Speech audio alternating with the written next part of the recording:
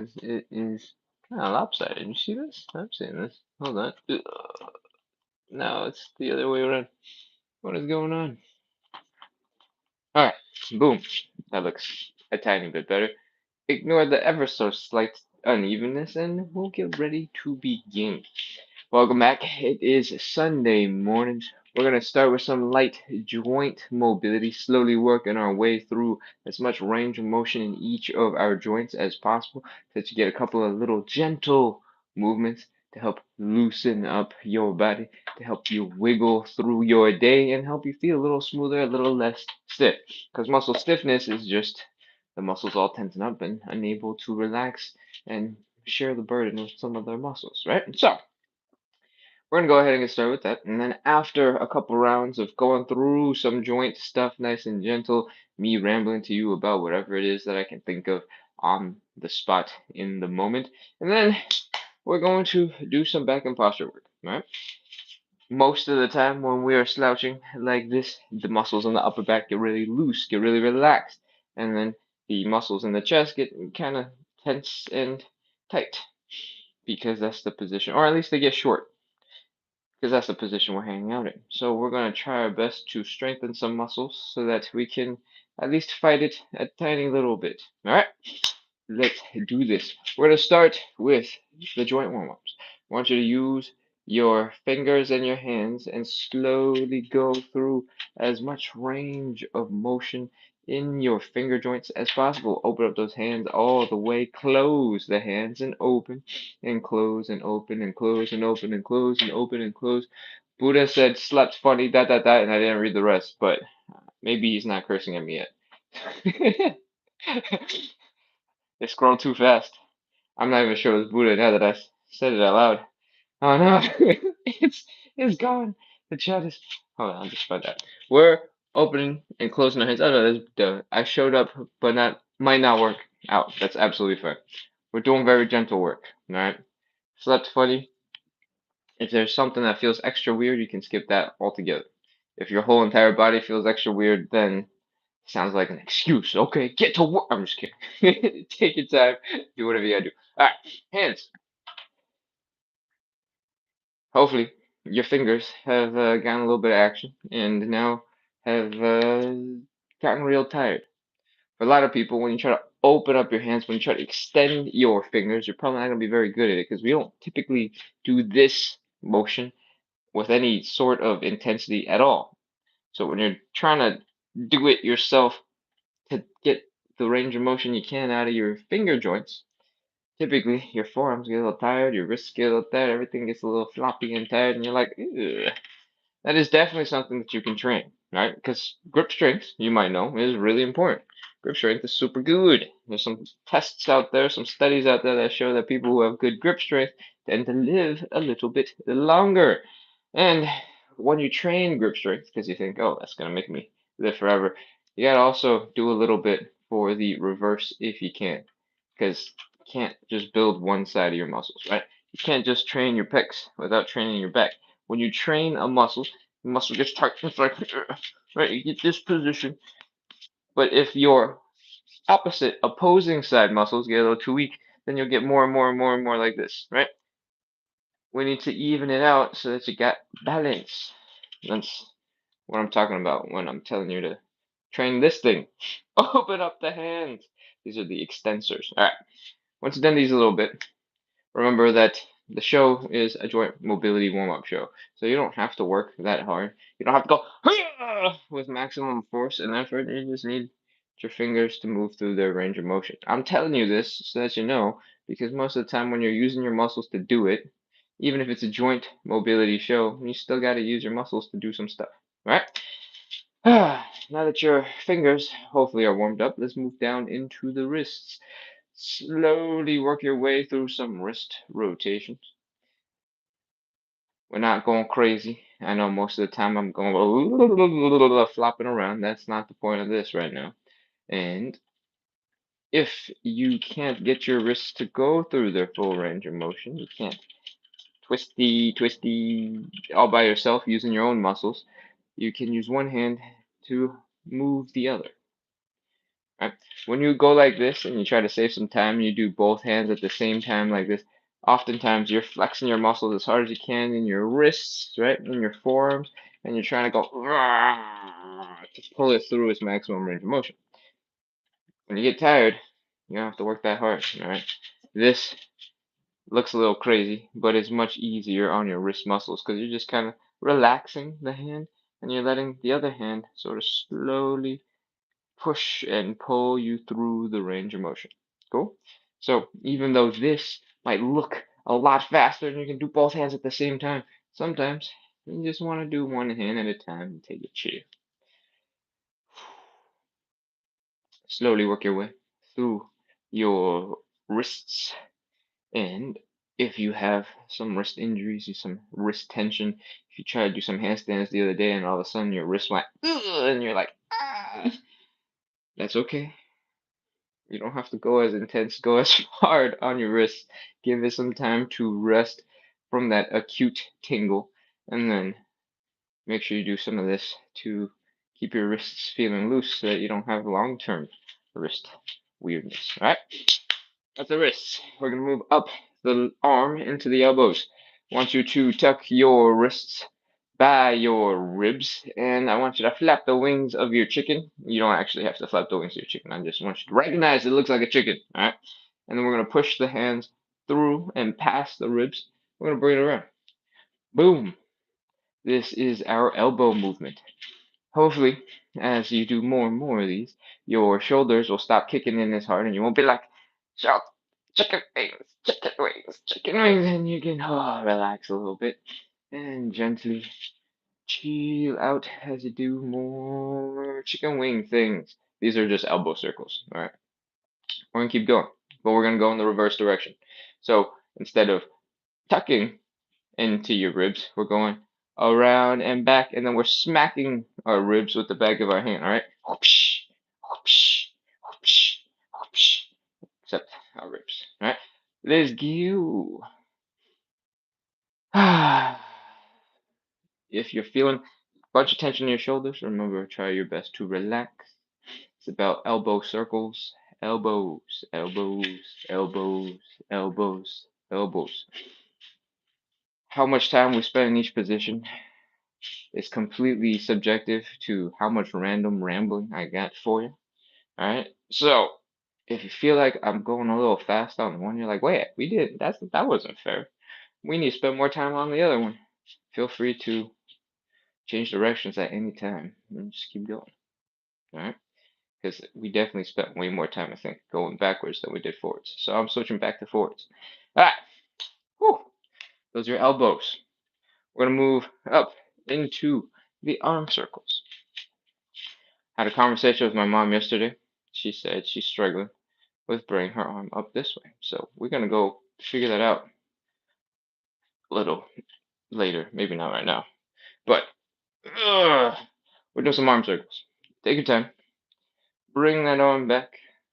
Experiment a little bit because different muscles are actually involved when you lift your hand up like this and your palm is down versus your thumb is up versus even rotating the other way so that your pinky is up.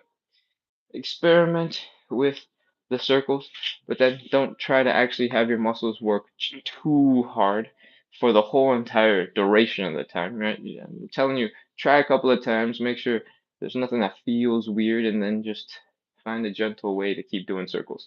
Because at the end of the day, these are for joint mobility. It's to bring your joints through as much range of motion as you can to keep your joints feeling smooth and happy. And when we're doing them, you can test out your muscles. You can like make sure things are contracting all right, but you don't have to keep on going. This is the hardest way to lift my arm, and then bring it all the way around. That's not the goal. We're not trying to get super tired from this. We're just trying to move smooth from this. So once you have done a whole bunch going forward, switch directions. I have just been switching whenever I felt like it, and when your shoulders are extra tired, feel free to switch over to the other side. Keep going. We are doing some arm circles. And 3.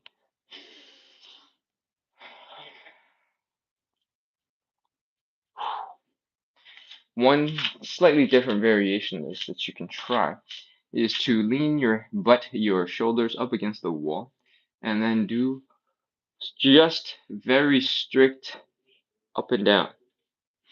And you might notice that bring your arms all the way up like this is a little bit harder than you were expecting. All right. Considering you were just doing arm circles and it looks almost the exact same, you're like, wait, what? Why is this feeling so different? When you are forced to have very strict movement, in this case, because your shoulder blades are stuck against the wall, your butt is stuck against the wall, the way your muscles are moving is getting forced to change up. This might be something to experiment with if you're feeling that this is really hard for you. Stick with that version of half arm circles. All right. I have not really thought about whether or not doing this is going to be that much more useful, but if you want, you can experiment with putting your face to the wall and doing the back half of the arm circles too. I don't know. I'm gonna try it. All right. What do we do? Arm circles. Arm circles are probably done. But just in case, here's a couple more seconds going left and right on this arm. Whew. All right. We're gonna move up into the neck, and then we're gonna move down to the rest of the body. Let's cover some neck motion. The neck is designed to do 3 main things, and every other movement is just a combination of 2 or 3 of them. All right. First one is we're gonna rotate to the left and right. Try to keep your shoulders in the same spot. I did the exact opposite of that just now, but I'm gonna do that from now on. Keep your shoulders in the same spot. Look directly to the left. Look directly to the right. And left and right. We usually do this seated, but I am in a situation where my phones are set up really high because I'm trying to film another video and my room is a hot mess. So all I've done is hide everything by sticking it behind the camera or underneath the camera in this case. And so I don't think I can sit. I have to stand. All right. Keep on going from side to side, to the left, to the right, to the left, to the right, to the left, to the right. When you're working on this movement, going from side to side, at some point your muscles are going to kick in and start working pretty hard to help bring your neck over to that final little bit. But everywhere in between, it should be very smooth, should be very comfortable, right? Best case scenario, I want you to slowly notice if your total range of motion, that comfortable range, is getting a little bit wider.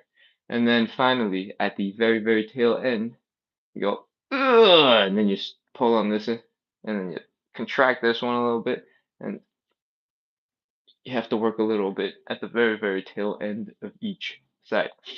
If you're new to this, I want you to be looking almost directly over your shoulder, directly to the right, directly to the left, rotating about 90 degrees. All right. And once you're done a bunch of these, it's time to move on to the next one. We're going to scoot over. I don't know why I said scoot. I read something that had 2 O's in it. So I was like, ooh. And then scoot came out. We're going to tuck the chin. We're going to lift the chin. Right. The other direction the neck is able to move is to look down and look up. That's what we're going to do next. So slowly bring your chin down towards your chest. And we're going to look up. Lift the chin to the ceiling. And down. And up. And down. And up. Ideally, if you have relatively normal range of motion, you want to be pretty close to being able to touch your chin to your chest. All right.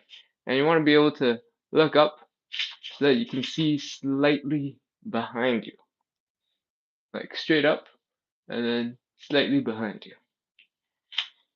You don't have to do this fast. In fact, please don't do it fast. Your neck probably won't enjoy that. Take your time.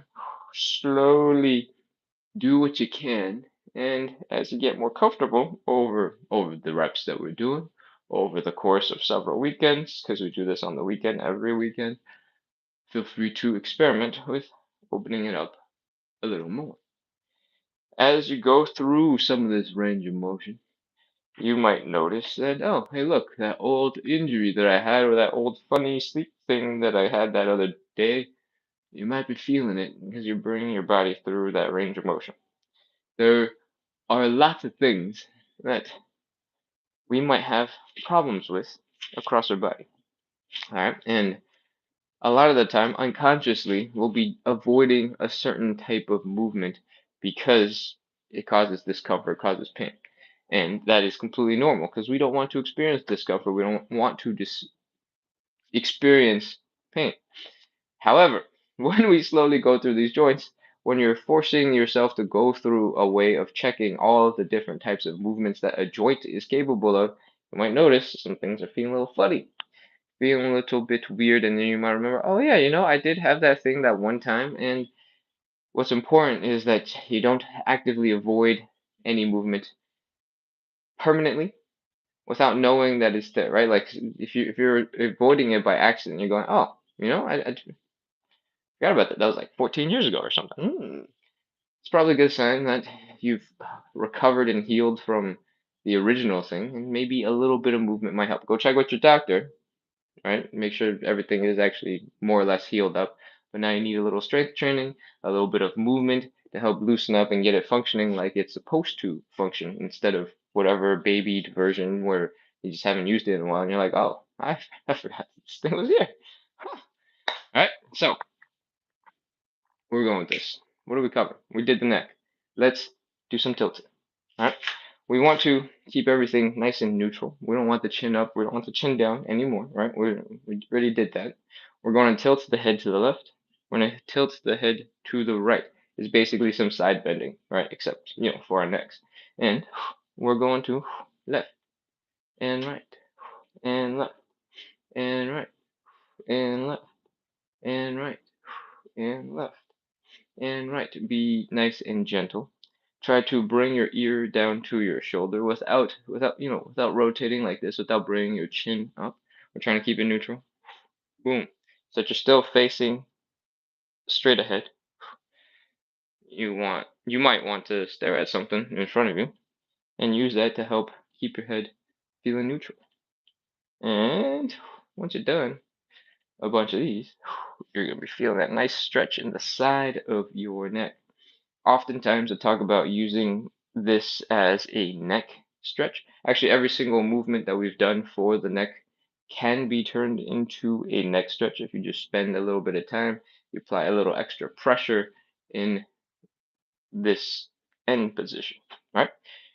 For this movement right here, for example, if you're feeling some tension here down the side of the neck, you're feeling it a little bit in your shoulder, we can extend our arm out, grab something. In our case right now, maybe it's an imaginary thing.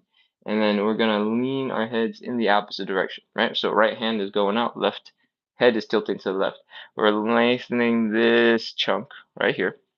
And if you grab your head a little bit, and give it a nice gentle, very gentle pull, and you bring your hand down, you should feel a nice stretch down the side of your neck.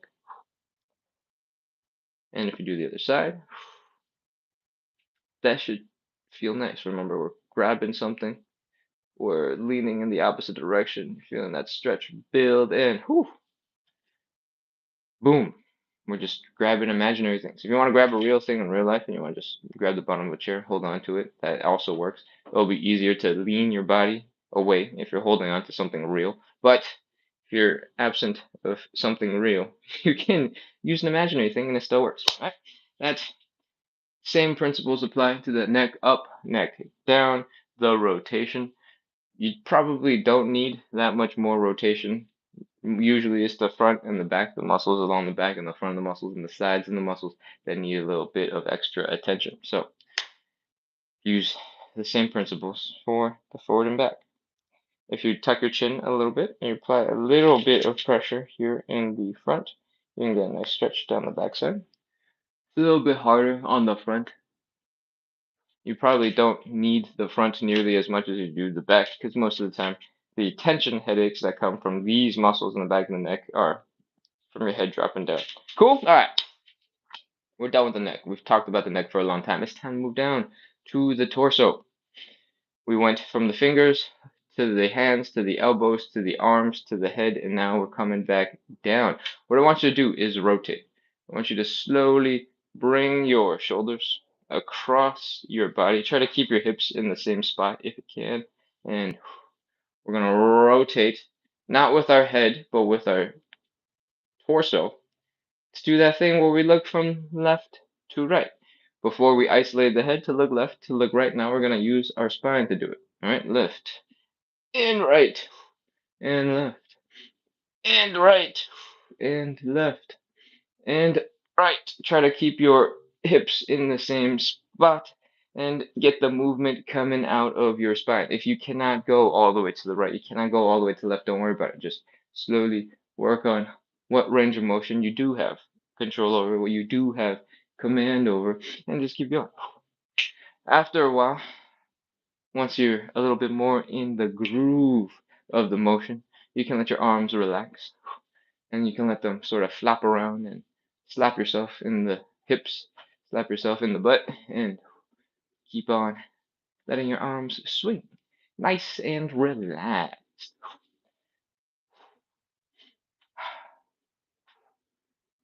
Most people don't do very much rotation in the spine. That is why we do a bunch of it right here, trying to make it a little bit more entertaining, a little bit more fun with a little handy hand slappies. And we also do some thoracic rotation in our other live. In the hip mobility and side splits live, it runs at 9 p.m. Now, I want you to make sure when you're doing this, it's not your arms leading you. All right, we're not going huh, huh, huh. We're going rotation, rotation, rotation, and your arms are coming with you. So they're just relaxing and letting themselves be pulled when your shoulders move. And if you get the timing right and you get the momentum going, it'll look a little smoother and it'll be a little bit more fun. You can experiment with momentum when you're going, wonder how to make this look a little cooler or flow a little bit better because you can go, and it could be really weird. All right, hopefully your spine is a little looser. We're going to move down in some other spine motions. Most of them are going to be the exact same for what we did for the neck, right? We did the rotation. Now we'll do some forward and backwards bending. If you desperately want to stand, you can absolutely stand and you can push your back behind you. You can arch and round, or sorry, just round the back. You can tuck your chin down and you can get part of the cat cow. And then you can do the opposite. You can push your belly button forward. You can bring your chest forward, contract your back muscles, and you can lift your chin. And cat, and cow, and cat, and cow. If you don't want to do them standing or seated, which this version would have worked perfectly for, you can absolutely do them on the ground. Put your hands underneath the shoulders, knees underneath your hips, and cat, and cow. I have not seen enough cows to know why this is called a cow, but that's what they call them. All right. Has anybody else questioned why it's called a cat cow? I feel like the cow, which I think is this one, is the one that I associate more with cats. So I'm extra confused, to be honest. All right. But names are names. That's all right. I don't need to understand why. It just makes it harder to remember that the cat is the cat and the cow is the cow. When I feel like the cow looks more like a cat. All right. Once you have gently moved your spine through its range of motion here in this forward and backwards bending type of posture, we're probably ready to move on to some side bending. But before we move on, make sure you're feeling a little bit of movement across each vertebrae of your spine. All right. Move slowly and gently, almost make your back feel like it's doing a wave. And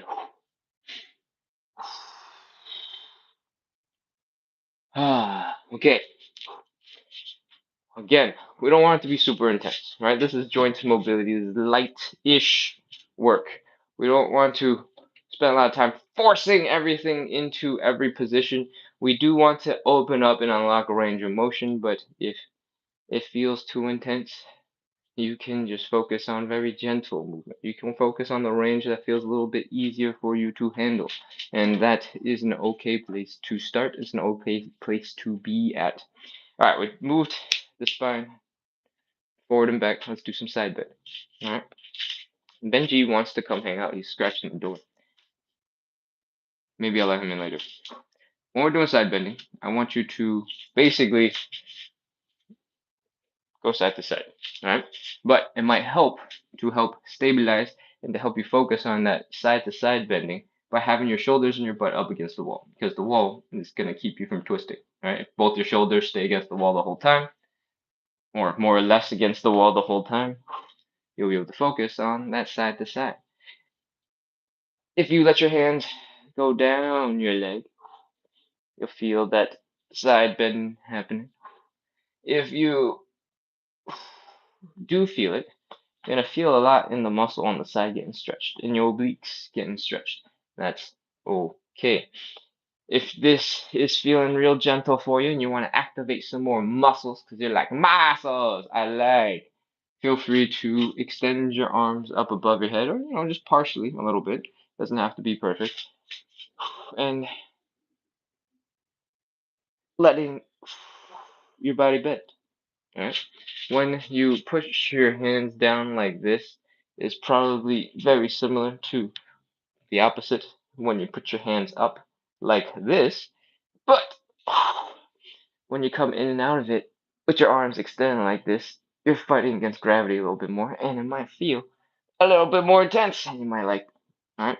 If you're not good at side bending, you're feeling weird about it, feel free to do the more gentler version. Feel free to take it easy on yourself because it's joint mobility. But if you really like these, because you're like, oh, look, I can strengthen my obliques at the same time, feel free to have a little bit more intensity by extending your arms. All right. Side bends. Done. We've done some rotation. We've done some forward and backwards. We've done some side to side. So hopefully your spine has been moving and now you're feeling a little bit looser. I want you to start combining, wiggling, shaking, flopping, taking advantage of the fact that we have moved our spines in all sorts of range of motions. And I want you to pull those shoulders back like we did when we were doing arm circles. Do some backstroke. What is the swim thing called? Is it backstroke? Okay. Do some backstroke, flop your body around like a, I don't know, an eel or something, and enjoy some gentle movement throughout your whole entire body. When you wake up stiff, or when you get out of a chair, you're like, ugh, ugh, ugh, ugh. I don't know. That's my like stiff ogre impression. Um, when you're waking up stiff and when you're struggling a little bit to move, oftentimes it's because you got stuck in one position for a long time. Some of the muscles started basically going, "Ah!" And then the other muscles are like, okay, cool. If you're gonna work so hard, cool, you just do you, all right? And then all of a sudden, your whole body is locked up and going, wait, wait, wait, you're working a little too hard. What's going on? Why? And the solution to that is movement. All right. Maybe for you actually to get into more movement, you gotta be doing the spine stuff. You gotta be doing the wiggles and helping your muscles to relax because you're slowly working through each of your joints. But once you've woken them up for the first time, you can probably keep them going, keep them from getting stiff by just doing some gentle, dancey looking movement, pulling some Shakira, popping your hips, and enjoying a little bit of floppy flowiness. All right. So keep moving. Where are we going from here? We did the spine. Let's move down to the hips. Oh, we're doing some more Shakira. All right, let's do this. We're gonna do some slow hip circles. All right. It's not exactly Shakiring, but Somebody mentioned it, and I was like, that's a great point. Let's do some Shakira. Shakira, Shakira. Do do do do do do do do do do do do do do. Sorry, hip circles. I got distracted. All right, come on around. Really lean into the joints and push through in the front. Feel it in the front. I'm wearing a lot of dark colors, and I have not turned on enough lights. It looks like I'm just wearing lots of shades of black. I think the shorts are gray, right? Yeah, huh, interesting. Anyways, keep on circling. Enjoy the hip circles. When you go through this, you might be feeling a whole bunch of stuff because your hips are designed to be very mobile, right? Certain parts of your body are designed to be very, very, very, very mobile, and certain parts of your body are designed to be relatively stable to counteract the mobileness. Your shoulders, for example, are very mobile. Your arms can go any which way and go crazy, which means you want to have enough strength to control all the different muscles, letting your shoulders go crazy. You know how your bicep, all the muscles that people train, there's like two things in there in this arm that we care about. You know how many in your shoulder so that your arm can do this crazy things? Like 16. Right? There's a lot of muscles in your upper back and in your shoulder that allow you to move. And you've probably done bicep curls at some point, but what have you done for your shoulder, for your back, so that you can actually move your arms and do this type of motion, which is much more useful than this type of motion? Probably not nearly as much as you probably need. All right. So now that you know there is like 10 times more muscles in your upper back and in your shoulders to help your arms actually do things, remember that sometimes we just need to give a little extra attention, some extra love to keep them happy. And that is why we do the circles, the arm circles, the elbow circles, the whatever else that we do. All right. What are we doing? We're still doing hip circles. If you haven't switched directions yet, come on back around. And if you're a regular on our Hip Mobility and Side Splits show, our 9 p.m. Eastern show, you might be feeling it in your hips quite a bit right now because they go through a whole bunch when we do our side splits. But if you are new to this show, maybe you're just like, what are we doing? Are we hula hooping right now? That is okay. that's that's fine. If you can, see if you can pop that hip out just a little bit more. Feel the pressure building in the front. Come on around. Feel that pop out, and maybe even feel in the low back when you come all the way around. I'm exaggerating the hip circles a little bit. They don't need to be this crazy, but if you're gonna already do them and you're feeling comfortable throughout them, you can always try to find a little bit more. All right. Next, we're gonna move down to the knees. Knee circles. If you're wondering what the heck, knees don't go in circles. All they do is lift your heel to your butt and then extend your leg, set your legs come straight. Why are we doing circles? Your knee joint is capable of a little tiny movement from left to right, right? It's not capable of a lot. If you do a lot, this is when you get all the ligament tears. But it tends to be the case that that happens when you're doing sports and somebody like kicks you real hard and all of a sudden your leg gets all torqued out and you're like, oh, that's not a good sound. We're not doing that. That is way more intense than what we're doing. We are going to bring our feet pretty close together, about an inch or two apart, and we're going to bring our knees above our feet, obviously, and we're going to see if we can, boom, lean a little bit to the left, boom, a little bit to the right. Your upper body is probably going to counter the direction that your legs move because you're trying to stay balanced, right? But that's basically the movement. We're going to find that left position, we're going to find that right position. Now we're going to bend the knees and we're going to bring our legs around to the left, to the right, to the left, to the right. We're going to slowly work on those circles, all right? These are gentle circles. We're not trying to push our knees to any crazy positions right now. We're trying to show you that your legs have a little bit of natural ability to do these things, and we're doing it for the joints to make sure we're covering all of the joint surfaces, or at least as many of them as we can. Little tiny knee circle, little tiny knee circle, little tiny knee circle, little tiny knee circle. And it might look like the knee circles are really big, and you're like, this is a tiny knee circle. A lot of that rotation is going to come from your feet. All right. It's not actually like if your legs are actually locked in, your knees wouldn't be moving very much, right? It's because your foot is going like this, right, underneath you, that it looks like the knee can go really far out and do these crazy things. So now you know. Keep going. Do a couple more. Turn into a dance move. Have a little bit of fun with it. You are now a little blender.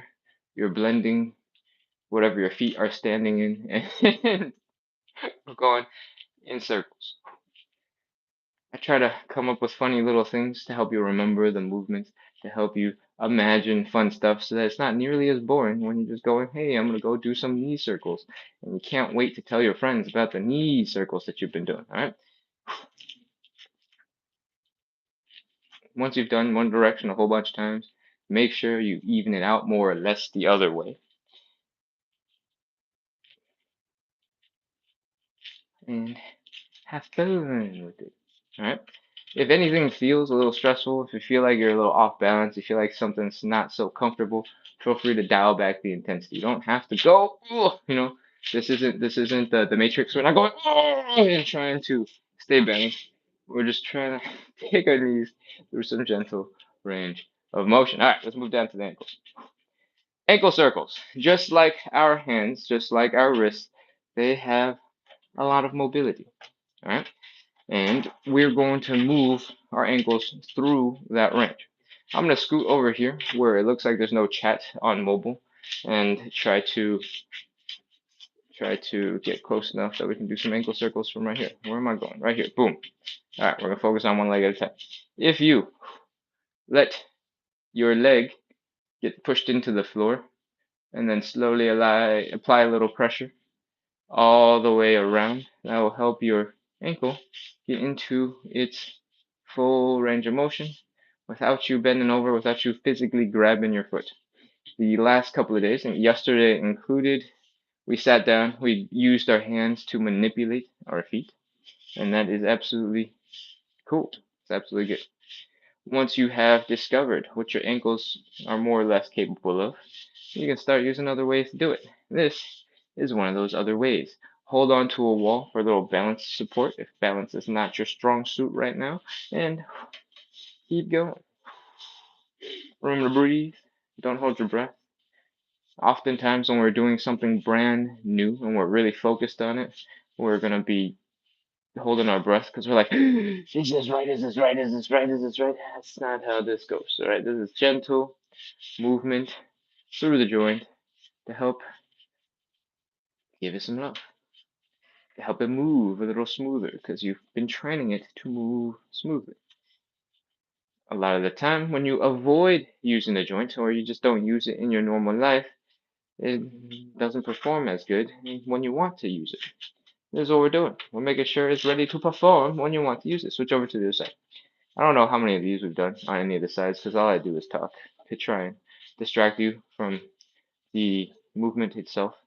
Because let's be honest, doing circles is not the most fun, engaging, exciting time. And hopefully the chit chat helps you get through it.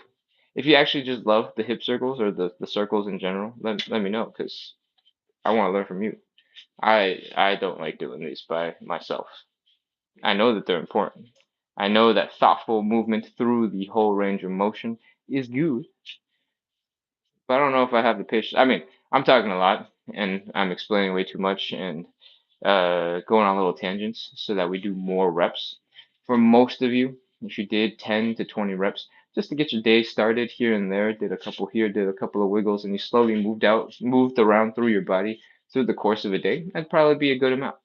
If you're a bit older and your joints have been just doing their own thing, however they felt like it for a couple of decades, and you need a little bit more lubrication in your joints, maybe you want to do a couple more reps. That might take a little bit longer.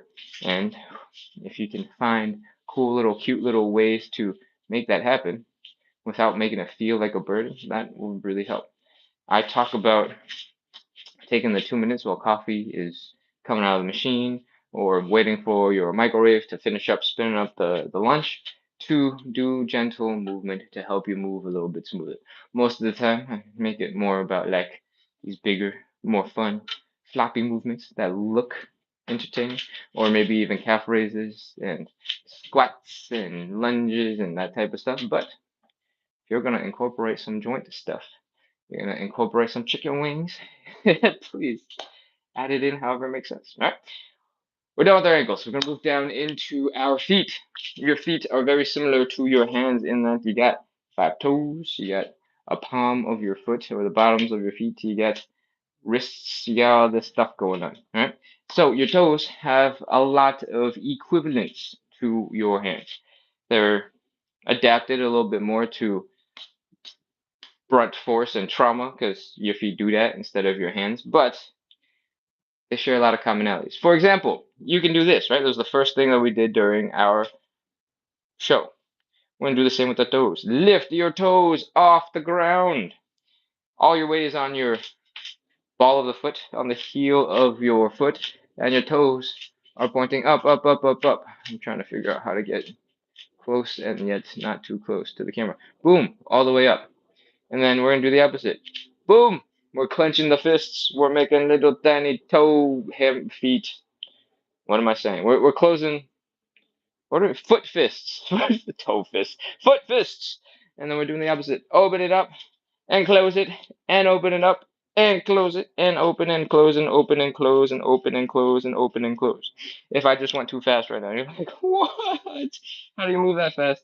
Don't worry. Just take it at your own pace and keep open and closing and open and close and open and close and open and close and open and close and open and close and open and close and open and close and open and close. Your toes are designed to do a lot. And now we've done a little bit of that a lot. Next, we're going to work on some more of our feet.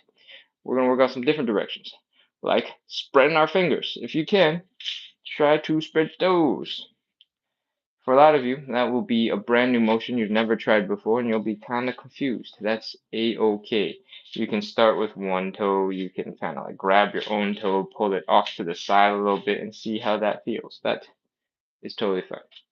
You can try to spread them, and then do all sorts of fun things, like bring them close together, like how they're usually feeling.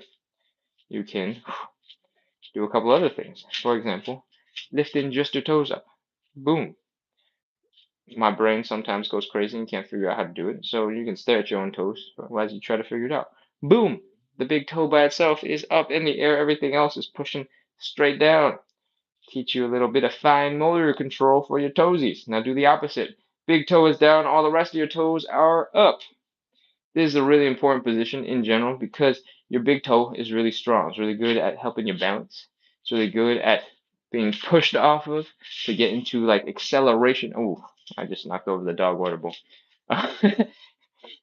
Push off your toe to accelerate, to sprint, to run, and oftentimes you're in a position where your big toe is applying force and it's pushing down while the rest of your toes are kind of just bent up, taking a little joyride, following along the big toe. What else we got?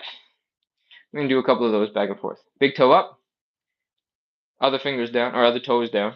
Big toe down, other toes up and down and up. Oh man, I can't remember how to do these. Hold on. Up and down and up and down. If you are noticing that my fingers are also going, and the fingers actually make no sense whatsoever. I don't know why my index finger and my middle finger are going, go up, up. Let me cast this spell on you toes. That's cool. This is one of those things. You know how I talk about when you're trying a new movement and all of a sudden like all these other random muscles start getting tense. My shoulders are tense right now. My fingers are tense right now trying to figure out how to get my toes to work. Relax those muscles. Sometimes you might not even notice it until much later because you're so focused on trying the other stuff. And okay, we've done a bunch for our toes. We're probably good here for today. Let's move on into some back and posture stuff. If you're new to the show, what I want to tell you about back posture is if you're spending 8 hours in this position a day, us spending 15, 20 minutes here is not going to change it very much. All right, I'm just flat out telling you that is not a reason for you to skip the rest of the show, because we do want to strengthen some of these muscles in the back, right? Typically, for most of us, when we're sitting and we're slouching, we end up looking a little bit like this. That happens because your upper back muscles get really good at being relaxed, at getting long, getting stretched out. And then our chest muscles, because they're hanging out in this position for so long, they get a little tight. They're like, there's a lot of slack here. We don't need all this slack here. Let's tighten it up. And so you kind of get into this position where your shoulders come forward like this, and you're causing like this caving in of your chest while your back gets real loose and floppy, leaning forward. We're going to do some of the opposite of that by contracting the upper back muscles, giving a little tiny bit of a stretch to your chest muscles, and then we're going to counteract some of the other things going on when we sit. Right? When we sit, our low back tends to get real stiff, so we want to keep mobile. This whole life has been about mobilization, mobility. It's been about trying to shake out your hips, shake out your spine so that it doesn't get stiff, or at least you have more control over the muscles that you don't want to be stiff, so that you can go boom, boom, boom, boom, and do some movement to help get a little bit more comfortable, a little bit more mobile, a little bit more loose, and whew. And the next thing, as you go slowly down the body, and that gets a little messed up from sitting, is your glutes, your hamstrings. All right. When you sit for a whole bunch of hours a day, your glutes don't do anything. They just sit there getting squished by the chair. And hopefully you have a comfortable chair so that it doesn't suffer as bad in your butt. But your butt muscles are not doing anything. All right. So over time, because you're spending 8 hours, 10 hours, 12 hours having your glutes not do a single thing other than be a cushion for the rest of your body, which is not their job. Their job is to be the biggest muscle, to help you stand upright, to help you run and sprint and all the other things we don't do very much of. Because you're sitting all the time, they forget how to work. They're getting lazy. They're not doing their job. And they're designed to be strong. You know what's not designed to be super strong? Your low back is not designed to be all that strong, all right, relative to your glutes. You know, you could have a really strong low back once you train it, but relative to your glutes, they're not designed to be a super strong powerhouse because they got tiny muscles, and your glutes are just like three ginormous muscles in comparison. All right. To wake them up, we're going to do some glute bridges. We're going to do some exercise to make sure the whole entire posterior chain is contracting together at the same time to teach your body to turn them glutes on, to turn them hamstrings on when your low back is kicking in. All right? That was a great summary, I'm sure. All right, I'm going to take a look at the chat real quick before we get into the rest of the show. Aesthetic Universe says hi. Hello, hello, hello. Welcome back. We need a tutorial on how to get veins up to your arm. A lot of that is just doing enough exercise so that you have blood pumping through your body, trying desperately to feed your muscles. Right? That's the purpose of blood. That's the purpose of veins, to get blood flowing to places that need more blood.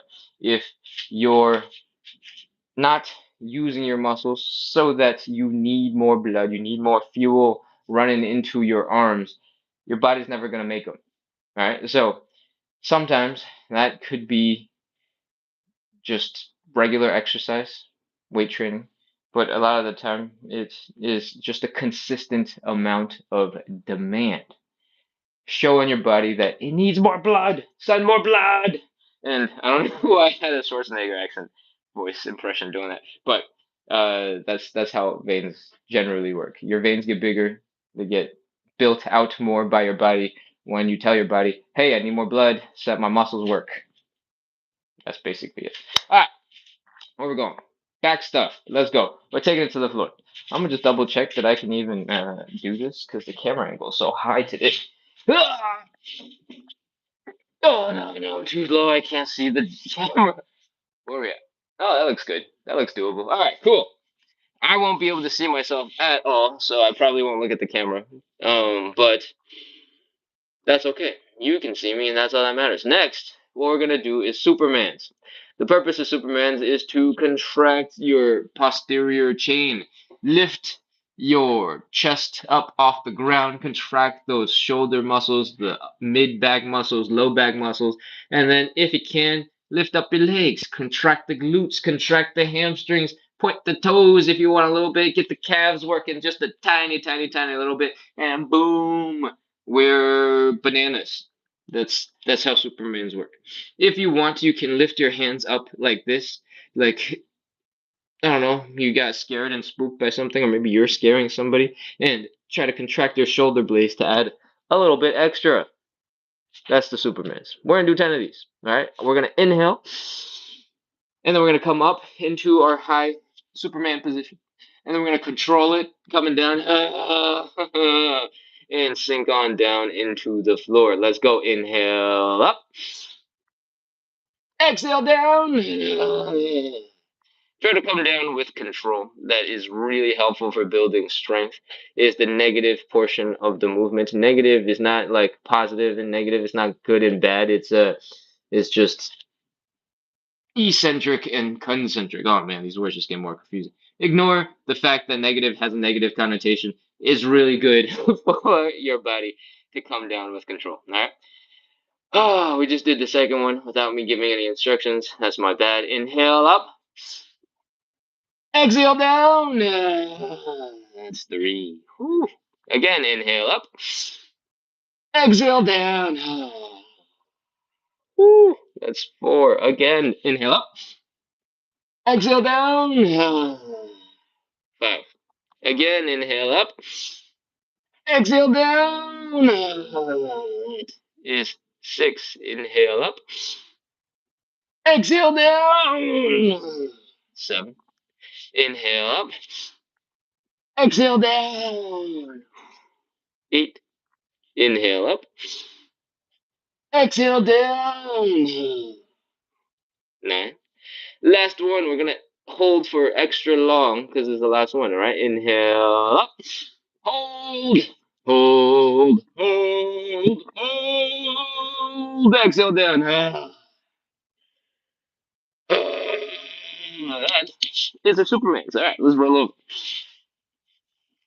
That was us working all those muscles in the backside of the body, and now we're gonna specifically, I almost said specifically work on our glutes and our hamstrings and our low back. All right, we're gonna do some glute bridges. Bring your heels towards your butt, lift those hips up into the air, contract those glutes, make sure they're pushing real hard, lift those hips, try and get into this nice straight line looking thing if you can, and we're gonna hang out here for about 30 seconds. Ready? 30, 29, 28, 27, 26, 25, 24, 23, 22, 21, 20, 19, 18, 17, 16, 15, 14, 13, 12, 11, 10, 9, 8, 7, 6, 5, 4, 3, 2, 1, 0. All right, bring your hips back down.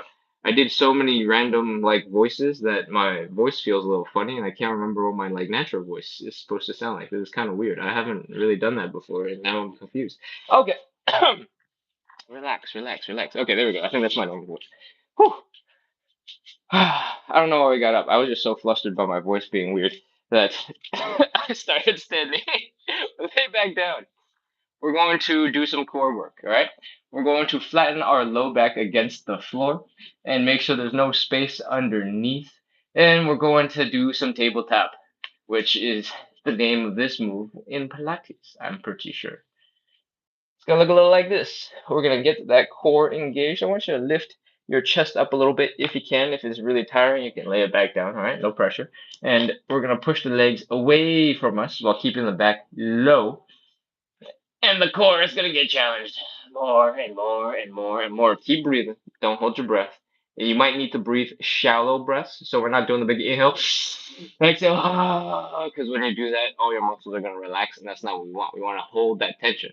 So what we're gonna do is take little tiny breaths. Inhale, exhale, inhale, exhale, inhale, exhale, and hopefully get enough oxygen to your brain that way. All right, let's go. Get into position. Push your legs out.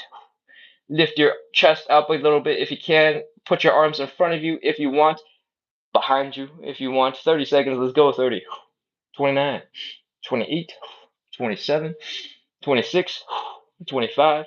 Contract that core. 23, 22, 21, 20, 19, 18, 17, 16, 15, 14, 13, 12, 11, 10, 9, 8, 7, 6, 5, 4, 3, 2, 1, 0. All right, come down.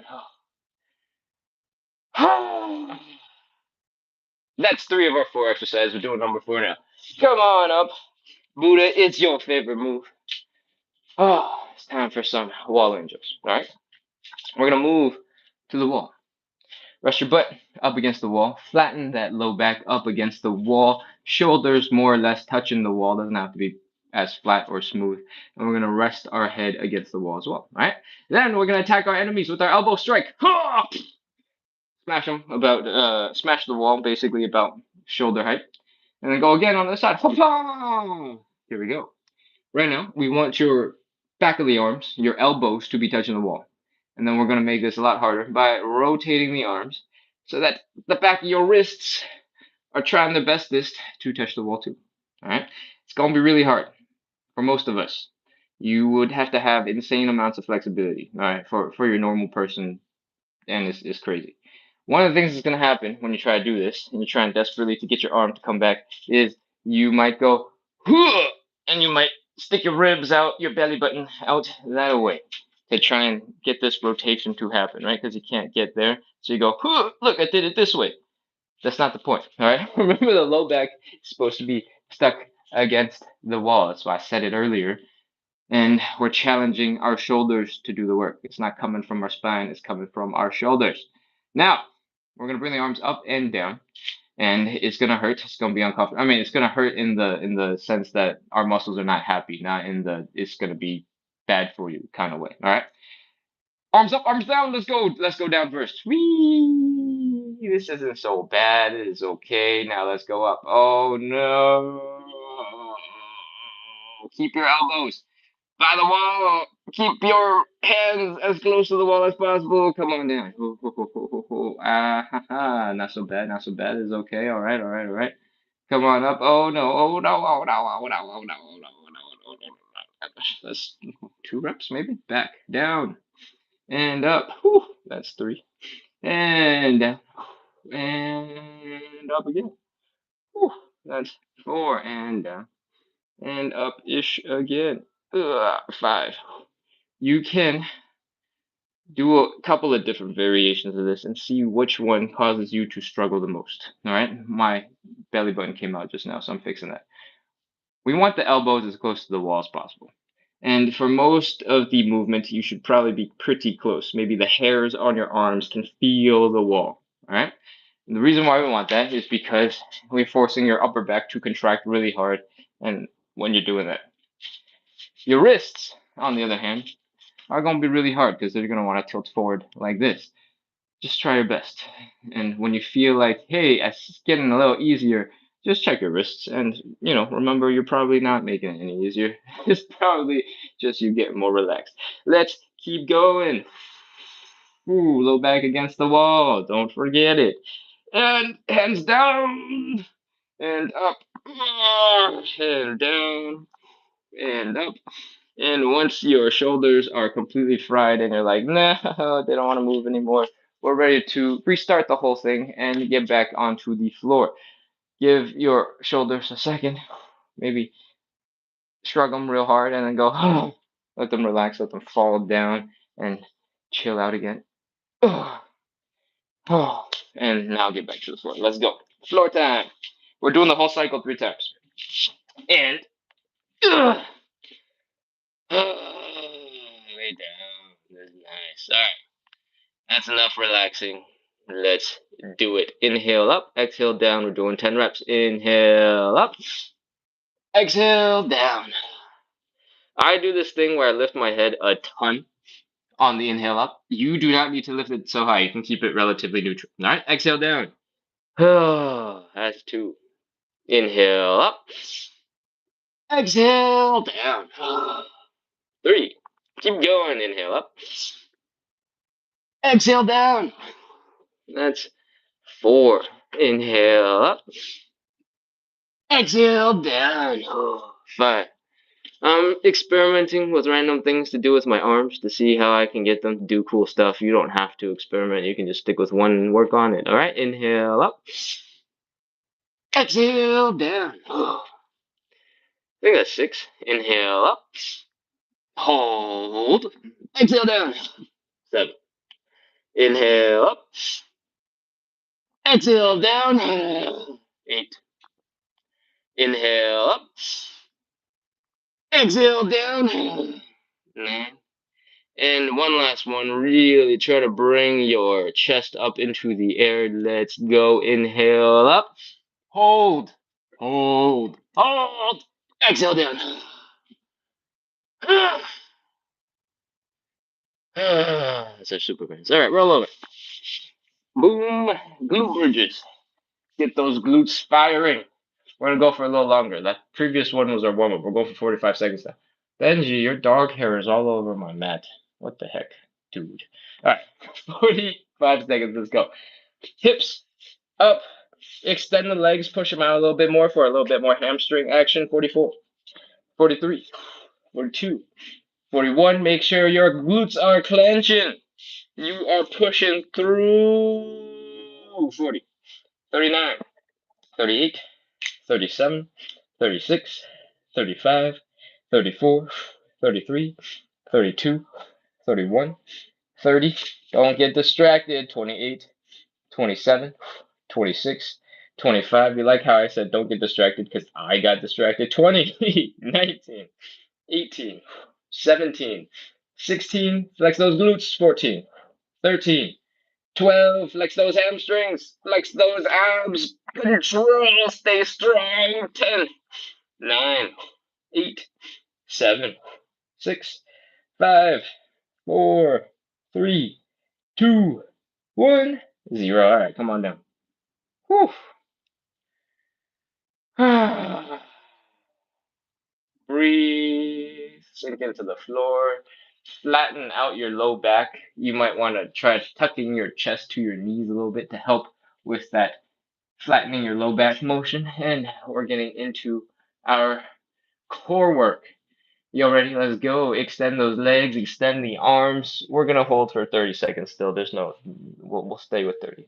That's kind. 30, 29, 28, 27, 26, 25. Low back is flat against the ground. Otherwise, challenge yourself. 20, 19, 18, 17, 16, 15, 14, 13, 12, 11, 10, 9, 8, 7, 6, 5, 4, 3, 2, 1, 0.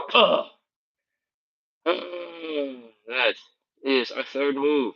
You know what time it is? It's time for us to suffer in some wall angels. Come on up out of this floor position and let's get ready to suffer with some wall angels. Let's do it. Low back up against the wall. Elbow your enemies in the face. Boom, boom. And finish them off with some back of the hand. All right. Low back against the wall. Elbows against the wall. Wrists just trying their bestest. Bring your arms down. Oh, if you feel a little bit of tingliness in your hands, that's normal. Keep on going. Come on up. Whew. Push, push, push, push, push, push, push. Come on back down. Try not to let your ribs pop out like this. Keep your low back against the wall and keep going. Is this 3? I hope it's 3 because I don't want it to be any less. Keep going. That's 4. If your arms are telling you this is awful, then you're probably doing it just right? When we struggle our way through this, we are contracting our upper back. We're taking those muscles to get all loose and chilled out because we do a bunch of slouching and we're forcing them to work really hard. because we don't do that very often, this is going to be very challenging. And that is why we need them. All right? We don't do things because they're easy. We do things because they're absolutely the right thing we should probably be doing, because otherwise we'll just turn into a little ball on the floor with all that background and that we do. All right. I have been slowly lifting my fingers. I think we just did 10 if you had been following along, because I was rambling and not counting. Because counting is so much harder when you need to focus on doing the contraction thing. I think we did 10. That means we get to do the shoulder thing again. Lift your shoulders up. Let them down. Up and down. And up and down. And we're going to restart the whole thing. Let's go again. Come on down to the ground. If your back is telling you, wow, I'm so tired, Ken, feel free to take an extra couple seconds. I guess we're all taking up a couple extra seconds because I have to lead by example, right? Let's rest.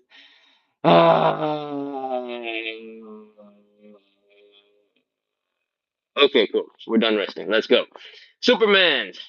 We're gonna contract all of the muscles in our backside of our body, and we're going to lift it up. Okay.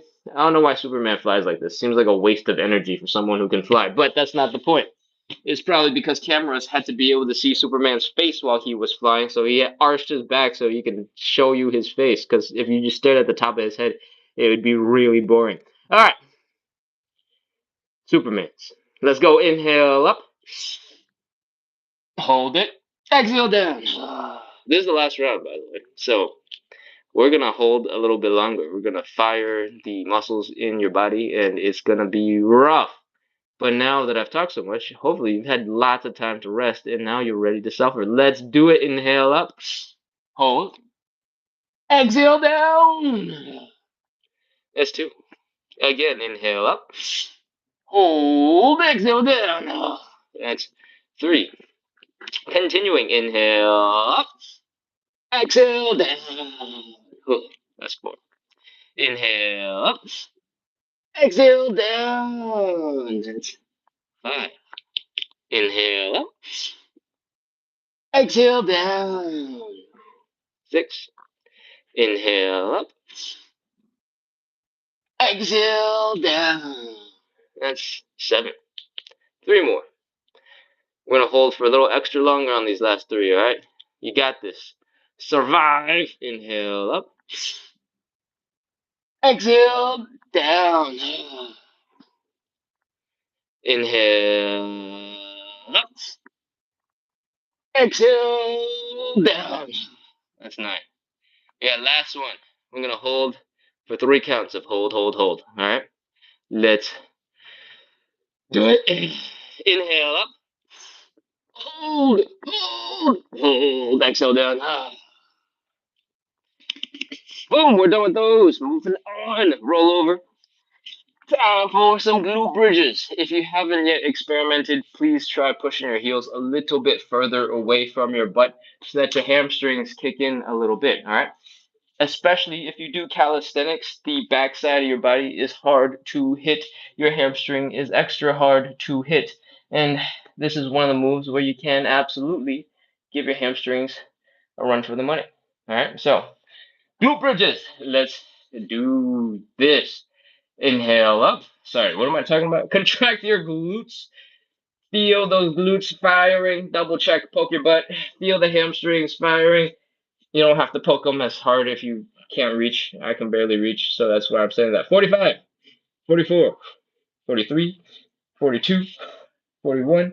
Push those hips up. Flex those glutes. 39, 38, 37, 36, 35, 34, 33, 32, 31. Keep breathing. Don't hold your breath. 29, 28, 27, 26, 25. Keep flexing those glutes. 23, 22, 21, 20, 19, 18, 17. We're like halfway done. 16, 15, 14, 13. We're like 66% of the way done. 12, 11. Flex those glutes again. Push those hips up. Contract those hamstrings. 10, 9, 8, 7, 6, 5, 4, 3, 2, 1, 0. That is our glute bridge. Potentially, it would have been better if I came down with some control and I didn't just flop into the floor and collapse. But hey, that's a good reminder for next time. We're going to move on into our core work. Flatten out the low back and push your knees out. Get into that little crunchy looking position. And let's go. 30 seconds, 30, 29, 28, 27, 26, 25, 24, 23, 22, 21, 20, 19, 18, 17, 16, 15, 14, 13. Keep breathing shallow. Don't forget. Don't hold your breath. 11, 10, 9, 8, 7, 6, 5, 4, 3, 2, 1, 0. That's 3 of our 4 exercises. It's time for the final one, the worst one of them all. It's time for some wall angels to wrap up. All right, this is our last move. After that, I'll check out the chat, hang out for a little bit, answer questions, talk about whatever random thing I can find to talk about, and then we'll wrap up and go do whatever you gotta do for the rest of the day. All right, last move, wall angels. Low back up against the wall. Shoulders, head up against the wall. Elbow your enemies in the face. Boom, boom, and get some bonus points. Pa, pa. Your elbows are against the wall as best as you can. Your wrists, you're just desperately trying to get up to the wall. All right, you want to get this whoosh, flat motion. It might be doable on one side, but to do both sides at the same time is really hard for most of us. So just try your bestest. If your back muscles, your upper back muscles, are all contracting really hard, trying to get into this position, that's good. That is what we want, all right? Let's do this. Low back against the wall, elbows, wrists, up and down. Up, or sorry, down and up. That's one, and down, and up. That's 2, and down, and up. That's 3. Remember, low back is against the wall. Don't let it come away. That's 4. Down and up. That's 5. And down and up. That's 6. And down and up. That's 7. And down and up. That's 8.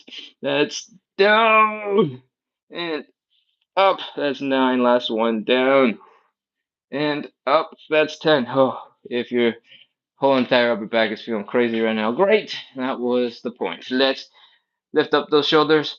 Let's exhale, relax. Up and down and up and down and up and down, and try to let them relax a little bit. All right. Pat yourself on the back. Pat yourself a little aggressively to help massage some of those upper back and shoulder muscles. And let's get ready to wrap. Thank you everyone for coming in. That was our live. We did a whole bunch of joint mobility, talking about movement for like 40 minutes, and then we did like 25 minutes of back and posture and everything in the backside of the body getting strengthened, right? Most of the time in our fitness culture, we're strengthening the front of the core, and we did a little bit of that, but there's a whole bunch more to the core than just the abs. The core is literally the core of your body. You know, when you say the core of something, it's like the most important thing because it is the center, it is the focal point of the whole rest of the thing. That is the core for our bodies too. We tend to get a little bit excited about ab workouts and crunches and bicycles things and sit-ups and all sorts of stuff like that. And that's only one chunk of the core. You got the sides. You got the back. Today we worked a bunch on the back side. We haven't ever really done anything for the sides. So I guess if we had enough interest, let me know in the chat and I'll incorporate something a little bit for the sides a little bit. But just like we were showing you what the spine is able to do, rotating, right? your muscles can help do support that movement, and they can also do the opposite of it, right? When you don't want to rotate, when you say swing a baseball bat, you're trying to rotate, right? You're trying to get as much boom movement and transfer of force as possible. But sometimes you're in a position where maybe you're trying to do a one-handed push-up. What you don't want right now is a whole bunch of rotation. What you want is stabilization of the core to keep you in this position so you can come down to the ground. Oh, with control. I don't know if I demonstrated control there, but that's besides the point. Sometimes you want your core to be really good at anti-rotation. Sometimes you want your core to be really good at anti-extension. You don't want to bend backwards. You want to be like, "Huh!" and stuck in this position, right? This is what we were doing when we were on the floor. We were contracting the core muscles, staying locked up with the legs sort of lifted up and the chest up to keep our body from going, huh, land down. Sometimes you want to do the opposite. Sometimes you want to contract up and not let the body collapse into a heap on the floor. We did that a little bit with the Supermans, right? So those were all a little bit of core exercise, even if it didn't really feel like it at the time, because it's not abs, it's core, right? But we didn't really do that much for the sides. If you want to know more about the sides, we can do some stuff right now. You just have to let me know in the chat, because otherwise I'm gonna move on to other stuff. Let's see. What else do we need to cover? Stretched out when you crunch. We moved in them because at the end of the day, posture is not about just doing this, right? Pumping your chest out and going, look, I stand up so straight and tall. It's about owning that position, being able to move in that position, being graceful and looking normal in that position. So we got to get into that position and actually be able to move our arms, hold that tension in the upper back and actually be able to do things. That is why wall angels are really hard, because you're going, hey, I don't have to just contract my back muscles and be super stiff. I have to do stuff that's crazy. And that's why they suck.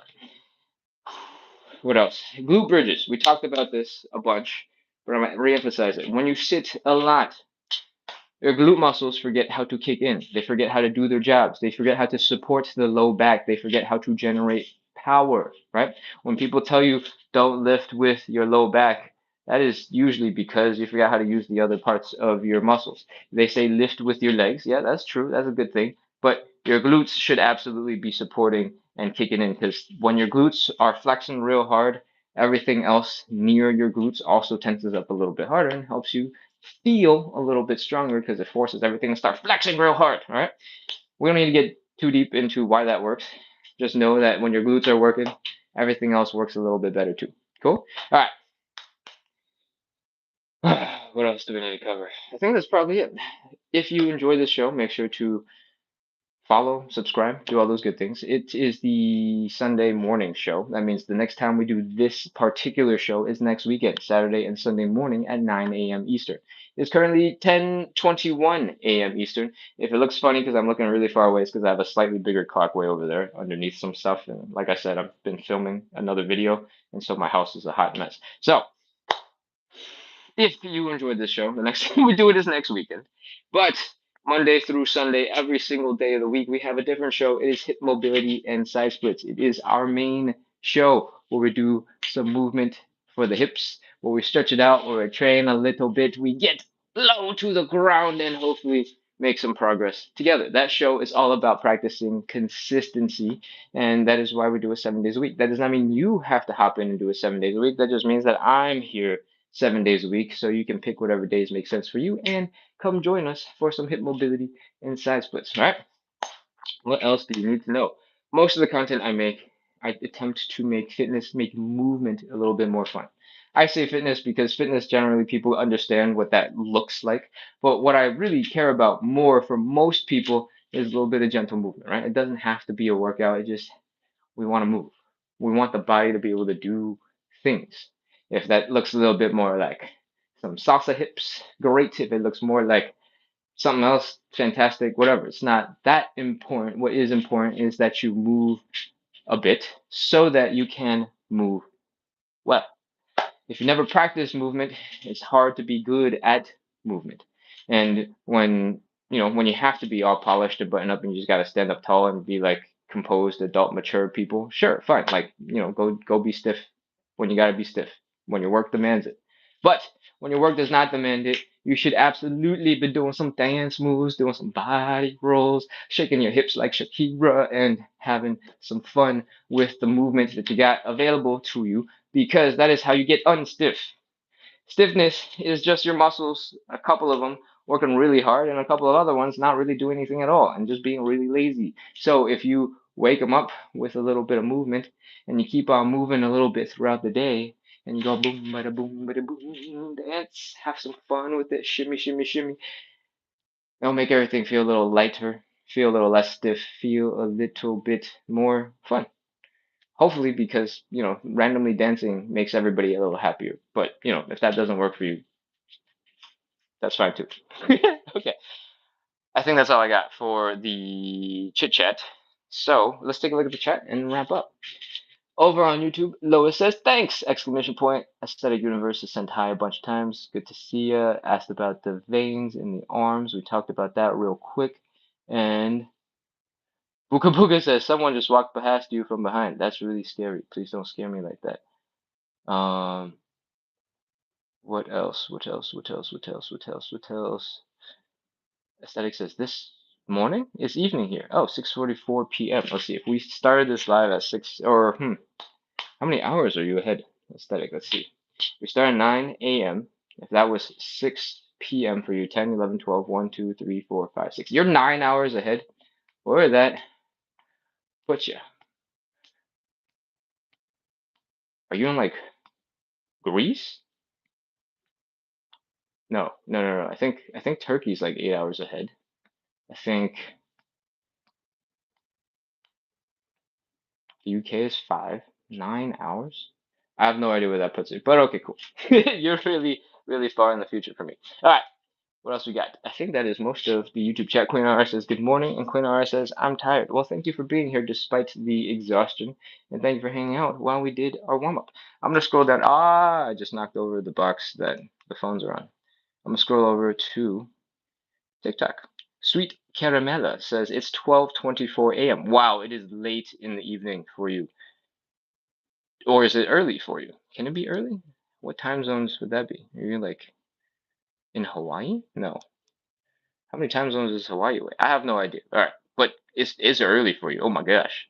Mamacita says, "Can you have some dancing tutorial?" I wish. I'm not that good at dancing. It is actually a series that I want to. Oh, sorry. I need to stop moving this. It is actually a series I want to work on. My best friend is getting married in soon, very soon. Okay, like 45-ish days, and I'd like to work on my dance skills because I'd love to be the best dancer there. I don't know if it's gonna be possible, but it'd be awesome. So I'm going to do a dancing related series. I'm gonna try and incorporate it to be about sort of moving and learning how to use different parts of the body and making it a little bit more general fitness-y, but also dance stuff because I want to look cool, right? Not make it into Taibo or make it into what is it? Zumba. It's not Zumba, but it could be Zumba. Zumba is not a bad idea. Maybe I should just do more Zumba. Anyways, we'll work on that. So keep your eye out and look for it. PK Gachu says good mobility session. Awesome. Sweet Caramel says you're actually so fun. Good. I'm glad. That's my job. Trying to make the suffering not be so bad by being entertaining at the same time. PK Gachu says sides, sides, sides. I love it. Amazing. Um, Nicole says I would die after one rep. I'm sorry. I hope you did half a rep then, because we don't want that for you.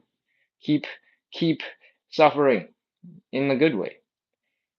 Keep suffering in a good way. PK Gachu says, "Hi, do you keep your real voice?" Um, I try, but after a while, after talking for the hour and a half that I'm talking, my voice tends to get a little bit tired by the end, and so by the end, it tends not to be my normal real voice anyway, because I just talk so much. And usually at the start of the live, when my energy, especially in the mornings, when my energy is a little bit low, because I wake up literally 10 minutes before this and I'm crawling out of bed right before this. I usually put a little water on my hair to smooth it down a little bit and I just leave. Sometimes I do a bad job, there'll just be like hair sticking all over the place. But, you know, at that, I mean, even then, it's like I barely drank any water. I'm just getting started. So that voice also sounds weird. So I don't know. Do I have a real voice? No idea. But most of the time, I'm making the funny voices when we're reacting to things, right? I'm adding a little bit of fun to it, and like right now, should be relatively close to my normal voice, but I can feel that my throat's a little dry, my throat's a little tired. So, is it my real voice? Kind of. Buddha says I did a bit less sore, but now I got a dog before an indoor potty accident. I gotta do dog before an indoor potty accident happens. I hear you. I understand. Take care of the dog because cleanup is just not worth it. It's not. It's the worst. Cat G says, good morning. Welcome back, Cat. Good morning, good morning, good morning. Yorko says, your hips don't lie. Thank you. I try to have them tell the truth. Be honest. Good hips. Good hips. Good hips. Good morning. Thank you for this. Oh, thanks, Ed. I think this might be my first time seeing your username in the chat, so welcome, welcome, welcome. His name is Can't Find Amps. Welcome. Spark says thank you. You're welcome. Ladan is crying. Send in a crying emoji. Hey, don't cry. It's okay. It's not easy to do these movements, even though your joints hypothetically should be capable of doing them. Or if you respond, you were talking about the actual exercises. That's not supposed to be easy, because if it were easy, then it'd be very fun to do them and it wouldn't be an exercise, right? Like the reason why we do them is because they're going to be a little bit challenging. They're going to work some of the muscles that you probably don't use very often in your normal life. And they got benefits, but sometimes it's hard to see the benefits of exercise because your normal life didn't change, right? Part of the reason why I talk about shaking and moving and dancing and all this stuff is because I want your normal life, your outside of this live life, to change a little bit for the better, right? A little tiny bit of gentle movement to help you get a little smoother, to help you groove, have you, have a little bit of fun, have other people go, whoa, what are they doing? This is so fun, and everybody start dancing together. That would be absolutely sick. If that happens, by the way, you gotta let me know because I need a testimonial that my little hip thing makes people start dancing and I create fun vibes because I would never know. All right, I do this show in my living room. um, where am I going with this? Why did I bring this up? What was oh, these are hard. These movements are hard because you don't need to use them in regular life. And that is not to say that they're not useful because as soon as you start doing something a little bit differently, right? If you one day decided, hey, I had to move something, and then you're like, I'm gonna just go lift up this box. A lot of people get hurt just bending down trying to pick something up, right?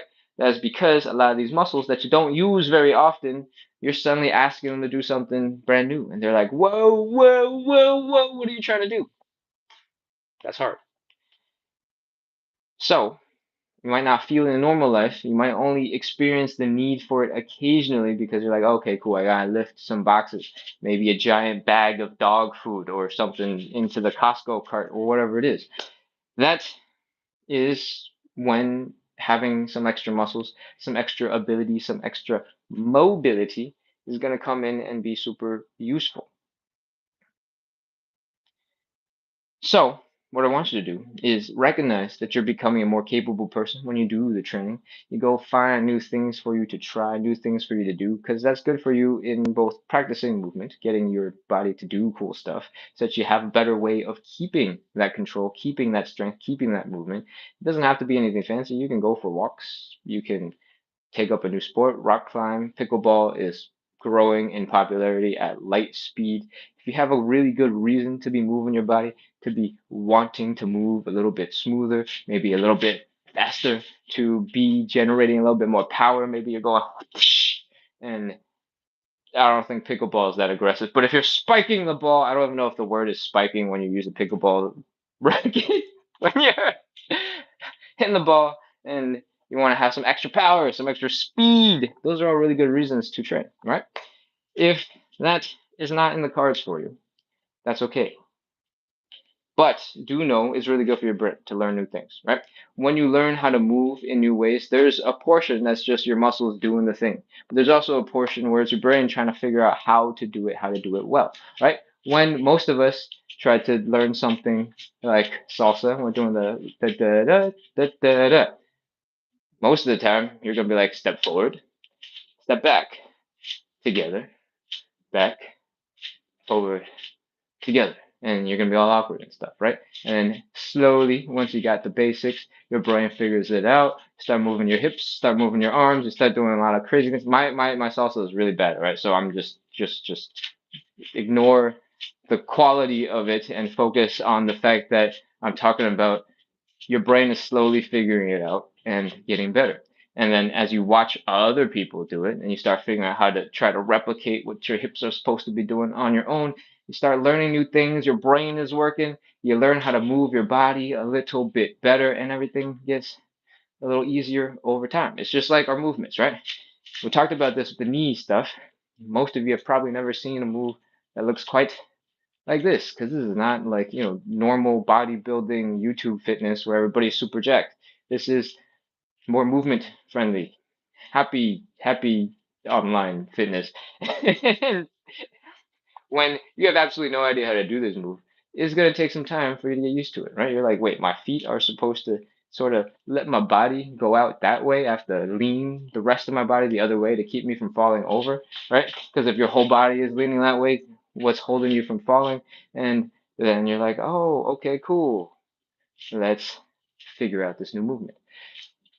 When you find something exciting to do, I mean, that's awesome. And the show is cool because you get to try out a whole bunch of things. But when you find something that you really love, something that makes you happy, something that has a little community around it full of people that you care about, it's going to be much easier to stay mobile. It's going to be much easier to keep moving. It's going to be much easier to want to dominate your opponents at whatever sport you're playing. So you're going to get strong and you're going to beat them and you're going to win.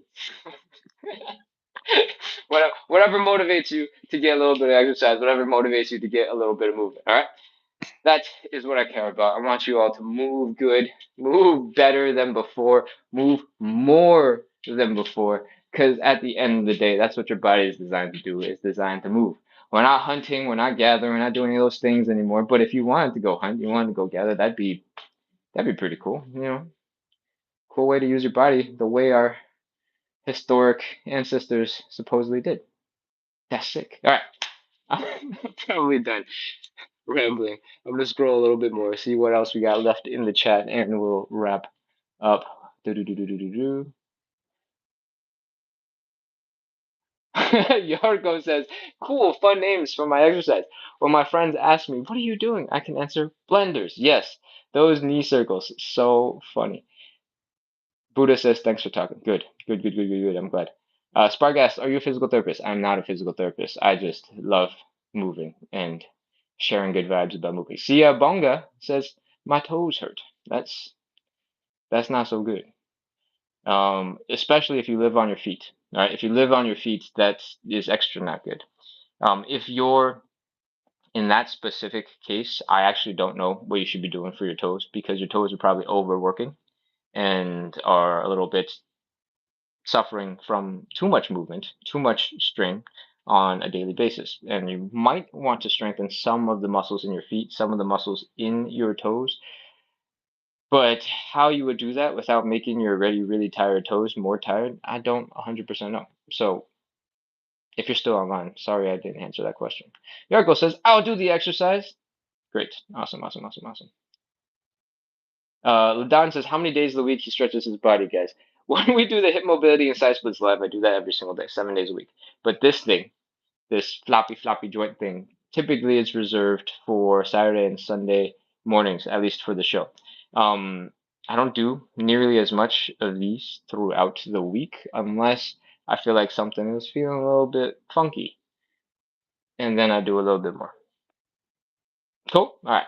Let's keep going. I'm gonna scroll. Sia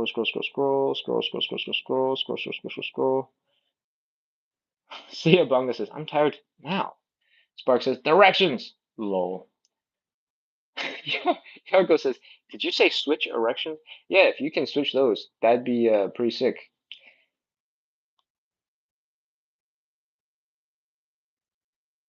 Sweet Caramella says, just because you made me laugh, I shall follow you. Amazing. I'm glad. I'm glad that worked out. Mama see this is, but when your knees hurt, what can you do? Okay. Um, there's a lot of stuff about pain that is kind of confusing for most people, right? The pain receptors, how your brain interprets pain, is gonna be different for every single person. And so sometimes when your knee is really messed up and you're feeling a lot of pain, that is, genuine normal reaction to your knee being messed up. But the reason why I'm bringing this up is there could be a person with the same amount of damage to their knee who don't feel any pain at all. There's some studies out there about people who specifically have like messed up spines where like the joints are popping up, the vertebrae, the discs. There we go. The discs are slipping and they got like all sorts of craziness going on in the spine. And some people just go through life with that and they don't even know.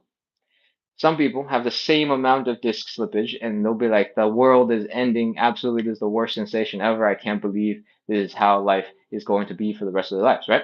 So, pain is one of those things where how your brain interprets it is like a very real contributor to how bad it feels. And everybody's going to have it a little bit different.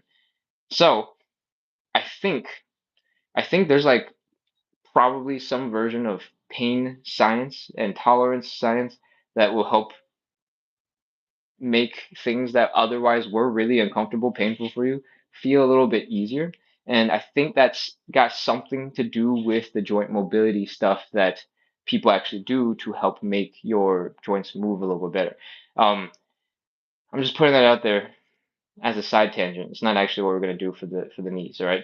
I just want you to know that being comfortable, being confident, moving helps to make the pain feel less bad. It's sort of like when a kid gets a shot, like a needle in the arm, and then everybody else is like, "Are they going to react? Are they going to react? Is it okay?" And then the baby starts crying because everybody else is freaking out about it. And they're like, "Oh my God, everybody is freaking out. Am I supposed to be freaking out? I'm freaking out!" And it starts crying, right? So it's similar to when you hyperfixate on something, when you over focus on babying a joint. There's a time and a place where you absolutely have to take care of an injury, right? But sometimes when you over take care of that area for a long time, you're hyperfixating on that part of the body a little too much. And now every little poke, every little nudge, every little sensation feels that much worse because you're focused on it. Right? It's like when a child walks into the table and then you start playing games with them and they don't even notice. They're like, ah, everything's fine, even though they just hit their head really hard against like the edge of a table, right? When you're focused on having fun, you're focused on something else. Sometimes certain things that otherwise would hurt, that might otherwise cause a child to cry, you're not even going to notice because it was all okay. Same principles. I know I'm specifically using a baby because babies do silly things for fun, and you can observe their behavior. But adults have very similar ways of doing things, and that happens all the time, right? So let's talk about the knees. There's a dude on the internet called Knees Over Toes Guy. He is a specialist in helping to rehab and train knees. The Knees Over Toes Guy, all one word, is something you should absolutely check out because he has a whole bunch of resources for free for rehabbing messed up knees. His backstory is he has this huge knee replacement that he's had since he was like 18 and or something like really, really, really, really young. And you can see that his knee is all crazy looking because there's a big lump in his leg. And this guy can dunk, he can do front and back splits, he can jump off of ladders and crazy things to just make his point that when you do the training, you can strengthen your knees. The big thing for strengthening the knees, assuming your pain is not specifically something has completely broken, is moving your knee through a full range of motion, building up strength across the full range of motion. What your knee can do, right, is bring your heel to your butt, or be the joint that allows your heel to come to your butt, and it can do the opposite. It can straighten out your leg, right? That's the full range. Preferably, you can go all the way knee to butt or heel to butt, as close to this as possible, and then fully extend the leg. To train this, there's a move called the split squat. I'm going to scoot this chair in front a little bit. And actually, do I have a taller one? I do. Hold on, give me a second. Taller stool. Actually, I'll give you both so you can see the difference. When we do the ATG split squat, I want you to face your hips directly forward, right? I don't want you to be twisted. I don't want you to be doing all sorts of crazy things. Keep your hips forward. Extend your leg in front. Elevate that front leg. And I want you to push the knee forward so that your hamstrings are touching your calves. All right. This brings you to that position where your heels are really close to your butt. And I'm rotating to face you, but I want you to be in this position where you're feeling that stretch in the front of your hip. When you elevate your leg, that makes this stretch a little bit easier and also makes this position here a little bit easier, right? When you train this move, we're basically going from this nice strong upright position where our calves are touching our hamstrings and we're coming all the way to fully extended. Boom. That's the training. When your knee is really sensitive, focus on keeping the leg nice and high with less weight. And this will be very similar to how we were doing joint mobility for the knees, right? We're just doing it with a little bit of weight. We're trying to get the joints moving through their full range of motion. That's what the easy version of this should feel a little bit like. We're just moving through the full range of motion available at the knee. As you get stronger, as you get more comfortable with that movement, you can start moving your leg lower and lower and lower down. And it's going to be more demanding on your ankle mobility to push that knee forward to get the calves touching the hamstrings again. It's going to be more demanding on your hip mobility to get that leg back behind you. And that is what we're slowly adjusting for. That's what we're slowly training for. You're going to feel more pressure on the knee in this version where you're lower down than before. You can work your way down with no weight, but you can also stay high up and start adding a little bit of weight. All right. Maybe you don't have the mobility, the flexibility in your hips, in your ankle yet. You can still build strength in your leg muscles from here. So if you want to hold a couple of dumbbells, hold some bags of sand or something, and start working on that extension, that is absolutely a place to start building some strength around the knee area, around this movement for the knees. There are some other movements that you can work on depending on what is hurting. One movement that people tend to be pretty scared about, especially as they get older, is stepping down, taking the stairs, right? This movement for a lot of people is really difficult and painful for this knee, the knee that's still up. You can train that very deliberately to help strengthen that motion. And you might, if you start doing it nice and slow, you might notice that your knee is shaking and wobbling. It's not staying stable. There are a bunch of different muscles that you can work on to help stabilize the knee and to help stabilize the leg. One of them is your glute medius. These are the sides of your butts, sides of your hips that help when they're kicked in, when they're flexing hard, they help to make sure the leg doesn't go flopping all over the place. This is a bad example because I'm on foam that's squishing underneath. So when I lean from one side to the other, the chair kind of scoots, and the chair is a folding, the stool is a folding stool, so it also has a little bit of give. But when you contract muscles to lock your hips into place, that helps keep the knee from flopping all over the place. When you slowly strengthen your legs and get comfortable with that downwards movement, you'll be able to reclaim some of the capability of that knee. And it's not going to be easy. Also, you can use a much lower step. It doesn't have to be this high of a step. This is a big step, I'm pretty sure. What else? There's a whole bunch for trying to strengthen the muscles around the knee, the muscles that support your leg in general, to help protect the. Oh wow, that feels weird.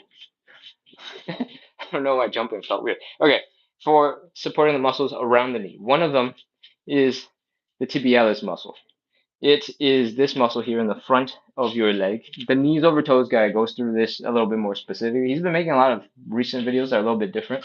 But if you search back in time, like a couple of years, 1-2 years back, he has like a couple of like, this is what I would do if I had to have like a workout plan for life. If you pick out the leg workouts, you'll find his recommendations for stuff, and they do work because I've tried them, and that's why I'm so good at talking about them because I've done them myself. Next, tibialis raises looks like this. You're resting your butt up against the wall, and then you're lifting your toes up towards your knees. To make it harder, you can put your feet further away from the wall. My floor mat is sliding away from me because it has not enough friction to stay in place, so I'm not going to demonstrate it as far. Boom. But if you get a little too strong for these and like this isn't enough, you can always switch to one leg and do a little bit more work with one leg at a time. There are tools for training this muscle here in the front. They're called like tib bars, tibialis bars, and you can experiment with those. If you have kettlebells available, you can absolutely sit down at a bench, elevate the foot, let the kettlebell loop into the foot, bring it down, and then go boom, lift it all the way up, and it'll still train this muscle. And it'll be a little bit more precise than the wall tibialis raises, but that just depends on what tools you got. What else? We got some calf raises. When your knee is bent, you're in this crazy calf stretch, and then you do a calf raise. You go from a stretch to a contracted position. You basically hit as much range of motion that the calf has available to it all in one move. That is one of the knees over toes guys exercises. I think it starts as just a calf raise and it starts as a calf stretch, but then once you combine both of them, they become even more powerful tools. There are two main calf raises. One of them is with the leg bent. That's because that works deeper calf muscle. There's more than one calf muscle. It works the deeper calf muscle when your knee is bent. When your leg is straight, it works a slightly different calf muscle a little bit more. And you can also do a calf stretch to calf raise for that leg. I'm looking for my yoga blocks. I cannot find them, but I have some trash that will work. Sick. Maybe this way. Yeah, let's do that. If you do this, right, lift your toes towards your knee, that puts your calf into a stretched position. And if you go from here into, can I do this without collapsing the foam? Maybe. Calf stretch into calf raise. You also work that full range of motion with the straight knee calf raise on top of the bent knee calf raise. Those are two different calf raises, and you do both because it's two different muscles in your calves. Cool? What do we cover? Calf raises, two types. We did the ATG split squat, elevating that front leg to make sure your leg is in as close to your hamstring as possible. So when you push out, when you extend, you're building strength in that whole range of motion. Squats, most of the time, you're just doing a little bit of that range of motion, right? So when you focus on building strength through that whole range of motion, you get a little extra benefit. We talked about doing those step downs to strengthen the knees and taking it slow with control so you can slowly isolate what needs a little bit of attention, what needs a little bit of love. Sometimes it's your glutes that need to kick in to help stabilize your legs, and sometimes it's just a little bit of practice that you need. All right. Did we cover anything else? Stepping. Oh, and tibialis raises. We talked about lots of different ways to do this motion. For most people, just start with a body weight against the wall. Stick with that. But if you happen to be ready going to the gym, you have all sorts of fancy tools anyway, feel free to do it another way. Cool? That's all I got for knees. If you have sensitivity, just putting your knee down, like kneeling, I honestly don't know what to do about that. That could be some ligaments, some of the connective tissue around your knee being sensitive, being inflamed. That could be your knee just not liking the extra pressure because it's inflamed. That I don't know very much about. So I think this is all I got to offer on the topic of knees. Check out the Knees Over Toes guy. He has a lot of really good videos and routines that will explain it and walk you through his exercises, his philosophy. I'm just here repeating some of the things that I've learned from his work and things I've tried myself. Every exercise I just demonstrated, I have done very strictly and 5 times every 2 weeks for at least 2-ish months. And it did have a huge impact on this left knee. And that's why I'm so excited about it, because I'm like, it worked. It was magic. Cool. That's why on these. I'm going to continue scrolling. I hope you were on the live so that that was actually valuable. Debbie says, hello, Ken. Sweet Caramella says, ha ha ha ha. And Mamacita says, yes, you can be a comedian. Easy. Amazing. Amazing. Sweet Caramella says, you don't even know when it is. Um, I'm just in a different time zone from everybody else. I know what time it is for me. It's 10:53 a.m. for me. Artsy says, hi. Oh, Mamacita says bursitis. Okay. Um, that I actually have no idea what to do about. Usually, I imagine that that is just inflammation, and short term, you can rest it so that the inflammation comes down. Maybe you can take some medication for inflammation to help with it a little bit, but I'm not sure what to do about that because the bursitis is pretty easy to irritate and get inflamed, and that causes all sorts of discomfort. Um, that's not necessarily as much the muscles doing support. So, still, that's all I got. Okay, I think we are almost done. Oh, I got another question. SatXTYG says, I am tight. What do I do? Oh, Mama Caesar says, thank you, but they say knees over toes is messing up the knee. I know that expression. I have felt that expression for like 20 years. And then I tried knees over toes guys stuff, and it ended up being much more useful than all of the stuff that says don't do knees over toes. So, no knees over toes is a little antiquated, is a little old. Um, in its recommendation, it isn't nearly as big a deal as it used to be. And the knees over toes thing, I think, particularly becomes important when you're working on form and you're carrying hundreds of pounds on your back, right? Like you're doing some crazy looking squats, and you need to maintain a sort of strict posture, strict form in order to be able to carry that maximum amount of weight. So I think that comes from more of a bodybuilding community, bodybuilding background to begin with. But if you're first starting, putting a lot of pressure into your positions is going to be challenging, right? But like I said, when I demonstrated this stool thing, when you're all the way up here, there's almost no pressure in your knee. You're like, this is super gentle work because you're basically in position to do a time. It's like this, right? Like it's the equivalent of flicking your leg back and forth when you start this high up. If you need to start even higher up, it should be even easier on the pushing that force that your knee is going to have to endure in order to do this movement. All right. When it's starting super gentle and you're building up strength from a really gentle position and then getting to the more intense movements that require a little bit more strength, that requires more quads, requires more from your knees, you'll have a really good foundation for keeping your knees safe and protected, right? If you immediately go from, hey, I'm squatting hundreds of pounds on my back, doing a bodybuilding style movement, weightlifting style movement, and then now you push yourself into that knees over toes position, and you've never built up the endurance, never built up the strength, never built up the control, the understanding of the body beforehand, that is when it becomes disastrous because you're putting yourself into a position you're probably really weak at with a whole bunch of extra weight that your body can't handle when you're in perfect position, right? So, in general, if you're building up strength slowly in ranges that your body is already able to do naturally, it should be okay. And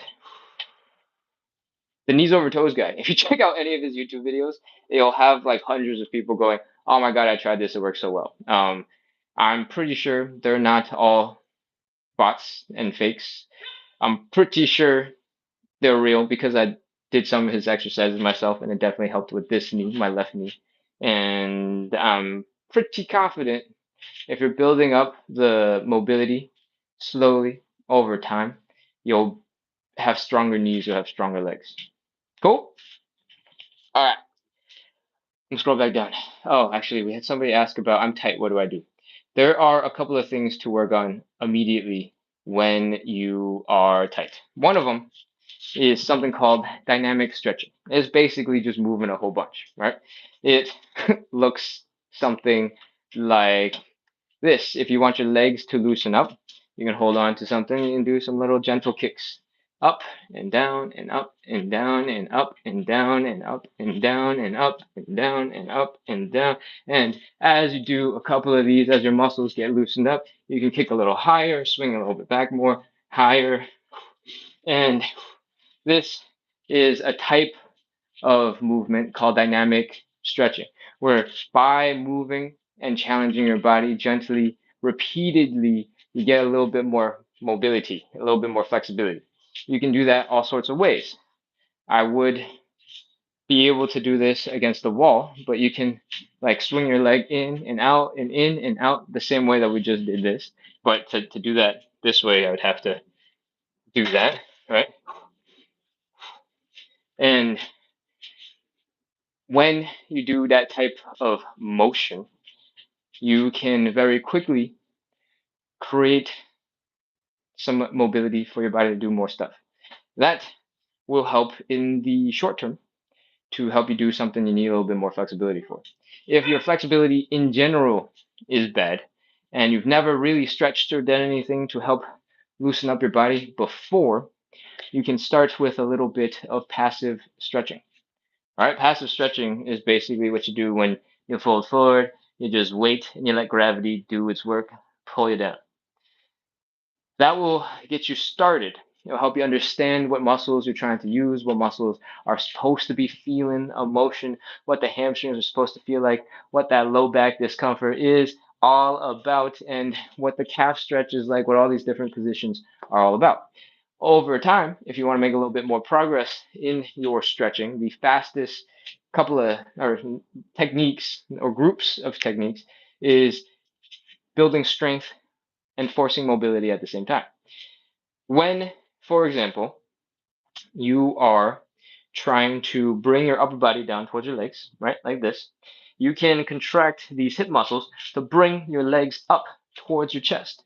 You can contract your core muscles so that you're basically doing a crunch so hard that you're pulling everything in together.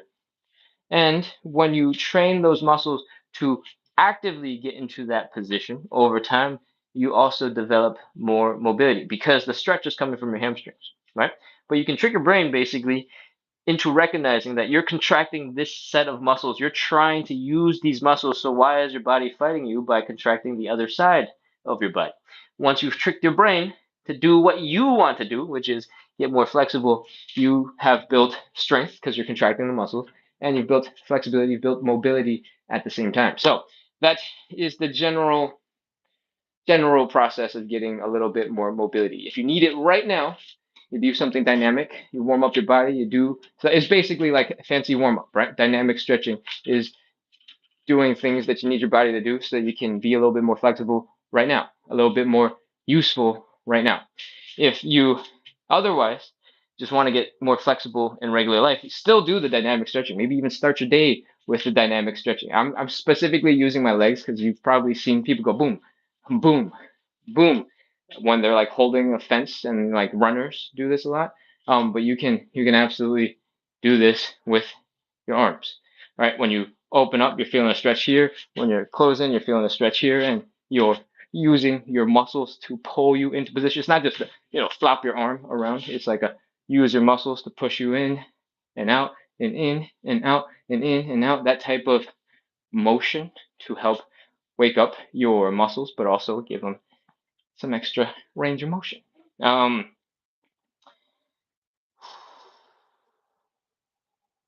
Yes, I'm basically going to just start repeating myself at this point. So we covered those three things: dynamic stretching, passive stretching, and then active stretching, where you're contracting other muscles, pulling yourself into position, getting stronger, tricking your brain to chill out, relax, and helping you get a little deeper into your stretches.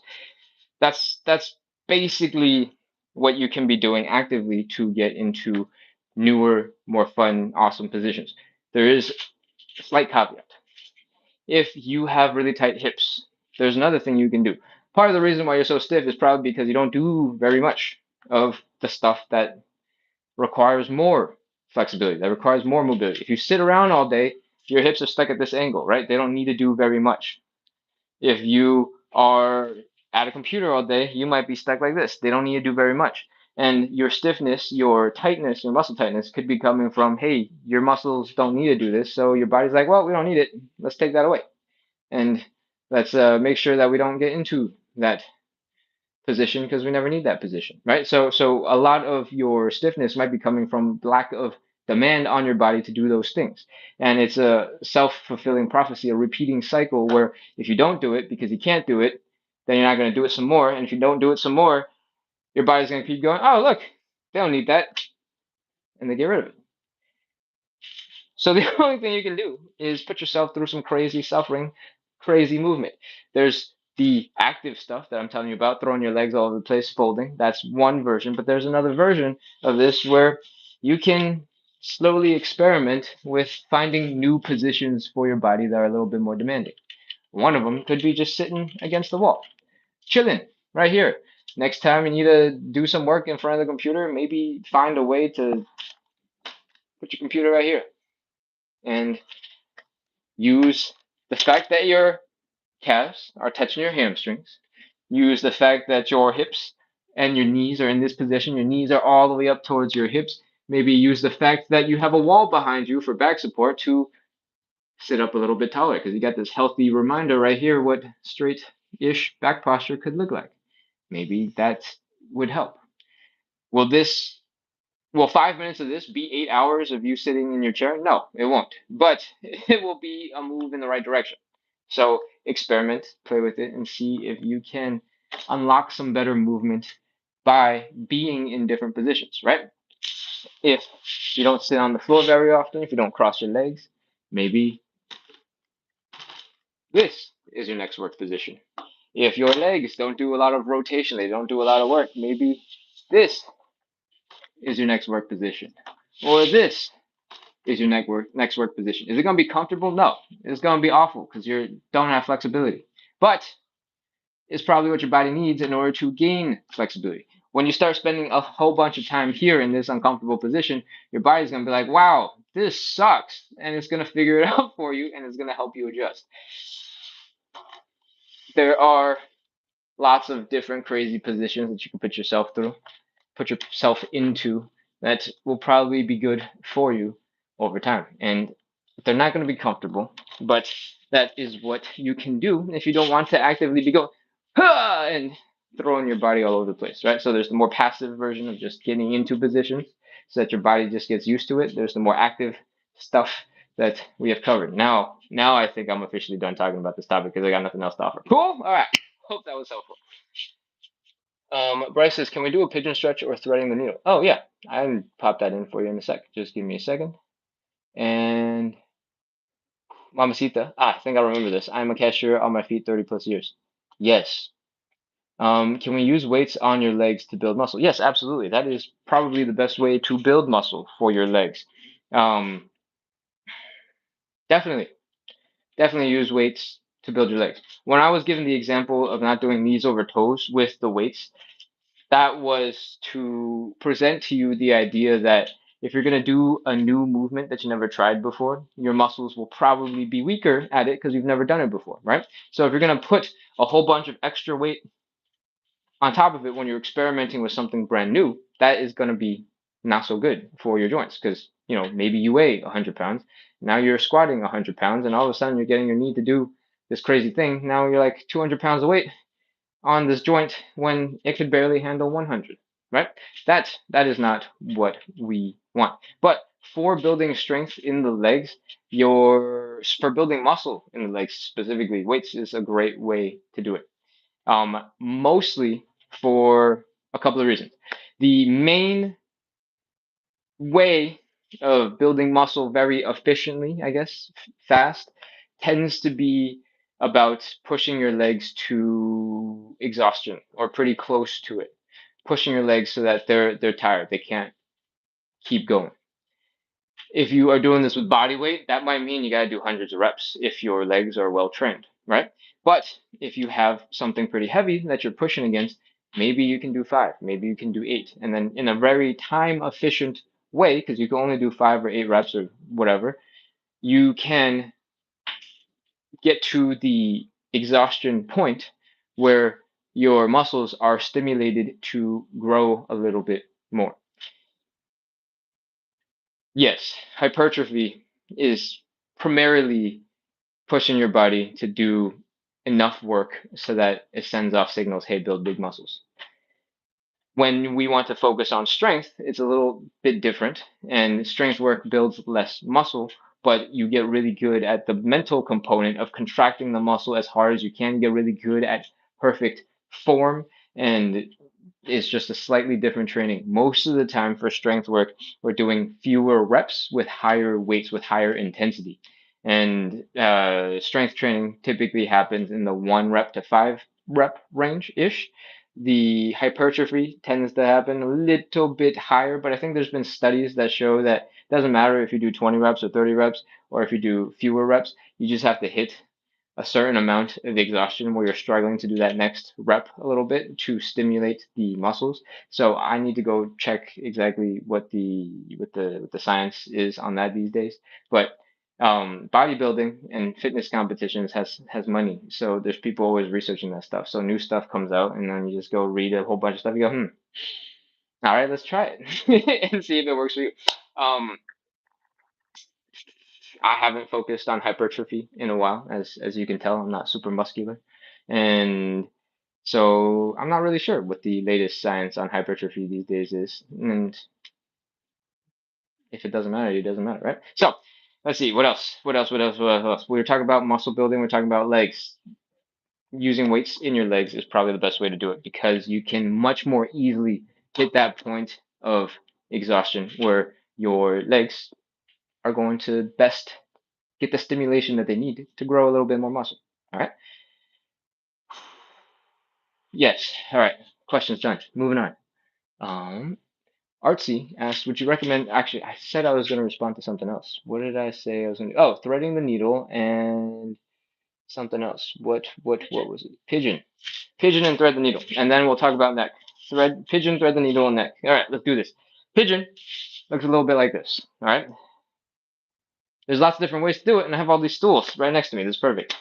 What we're doing, if we were looking at it from a standing position, and I'll angle it slightly so you got a couple of perspectives, is we're taking this knee, we're bringing it up, and then we're rotating that whole entire leg, not just the knee. We're rotating the whole leg so that the leg basically comes up a little like this. All right, we're bringing it across the body.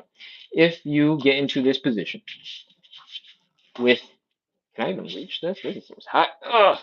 Okay, if you get into this position with your leg a little bit higher, then you can do the pigeon like this. What you're gonna feel getting stretched is this glute muscle back here and your hamstrings. When you do this movement, there are a couple of pieces that you can be doing all at the same time, right? The stretch here in the glutes, you can get a really crazy stretch by leaning forward. Ooh, into that pigeon. Breathe. Exhale, sink into that forward fold. Feel the stretch in your glutes. To make it harder, you can push your feet away from you, and that should make it feel crazier in your hamstrings and a little bit in your glutes as well. And when you're in this position, we don't do this in our hip mobility and side splits show, but you can absolutely do a version of this movement that looks a little bit like this. We try to stand up a little taller, you fold forward, get that stretch, come back up tall, fold forward, come back up tall. And when you are straightening up, you're going to be putting a whole bunch of pressure into the stretch back here in the back of the leg. I don't know why I got out of it when I'm going to talk about the stretch in the back of the leg. But this back leg right here, right? It's feeling a bunch of stretch at the front of the hip. And you're probably feeling a whole bunch of tension down the front of that thigh. And if your leg is doing some stuff, maybe you're feeling it because your toes are on the ground, you're feeling your calves because they're getting stretched or whatever, right? When you elevate your leg, it's going to make this back leg a little bit easier to handle. And when you go up and down, you're going to be stretching this muscle out, especially when you come back up. When you're leaning really far forward, this leg doesn't do nearly as much, and it's mostly happening in the leg that's crossed and folded. So, depending on what you're doing, you can train your pigeon in slightly different ways. In our show, in the late night hip mobility side splits show, we're mostly stretching, we're mostly folding forward. So this back leg isn't all that important. But you can absolutely train for mobility using reps, going back and forward and doing a whole bunch of reps of folds. And that is when you'll feel a whole bunch more stretch in that back leg, in that quad, in the even going down to the knee, because that leg is back behind you and you're going, huh, huh, huh. And you don't have to actually be in that pigeon position to feel it. If you're just doing a lunge, you can absolutely get that same exact effect of the hip flexor getting stretched, the quad getting stretched. So that was the pigeon. You can do this at various heights. I demonstrated a really, really tall pigeon on this blue stool. You can do it on a slightly less tall stool. And this back leg will be a little closer to the ground, or it will want to be a little closer to the ground. It'll be more pressure on the hip. And of course, you can take it to the floor. All right, hopefully, Bryce, that was enough. I don't know if you were just asking me to do like 30 seconds of pigeon, but we just talked about the pigeon instead.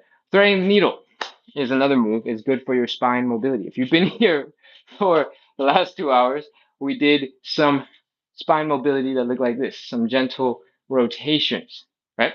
This is basically the stretch version of this motion. Threading the needle looks like this. We're going to drop our knees down to the ground. We're going to put our hands down on the ground so that your hands are underneath your shoulders, your knees are underneath your hips. I'm trying to decide what angle I'm going to do this from so that you can see me a little bit more clearly when I demonstrate. I think I'm going to do it from here. All right.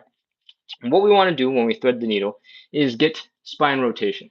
So I want you to take your right hand. I want you to push it right into the ground underneath you. And I want you to put your weight into that shoulder.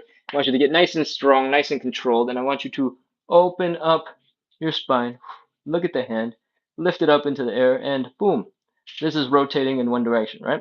Then we're going to do the opposite. We're going to take that arm. We're going to bring the arm through and underneath our other armpit. We're going to bring our shoulder down to the ground. We're going to rotate our neck a little bit to look up at the ceiling. And we're going to get the rotation in the spine in the other direction. All right? So it's rotating up. Neck is rotating to look up at the ceiling, look at the hand. Hand is reaching up for the sky, opening up the chest, contracting the back muscles. And then we're coming down. We're rotating in that spine again. We're trying to bring our shoulder to the floor, our head to the floor, and we're going to reach our hand through that other arm, under the other arm, and we're going to be rotating so much our neck is trying to rotate to look at the ceiling a little bit. All right, so that is thread the needle, getting as much rotation out of your upper spine as you can get. Hopefully that helped. All right, what do we talk about next? Neck stretches. The neck is a portion of the show that we spend a bunch of time on. And the main motions that your neck is supposed to be able to do look a little like this. You can stand up nice and straight and neutral, look directly to the left, look directly to the right. You can look up, slightly behind you. You can look down, tuck your chin to your chest. All right. And finally, your last motion that your neck should be able to handle is basically some side bends, rotating, going, or not rotating, but leaning to the right, leaning to the left.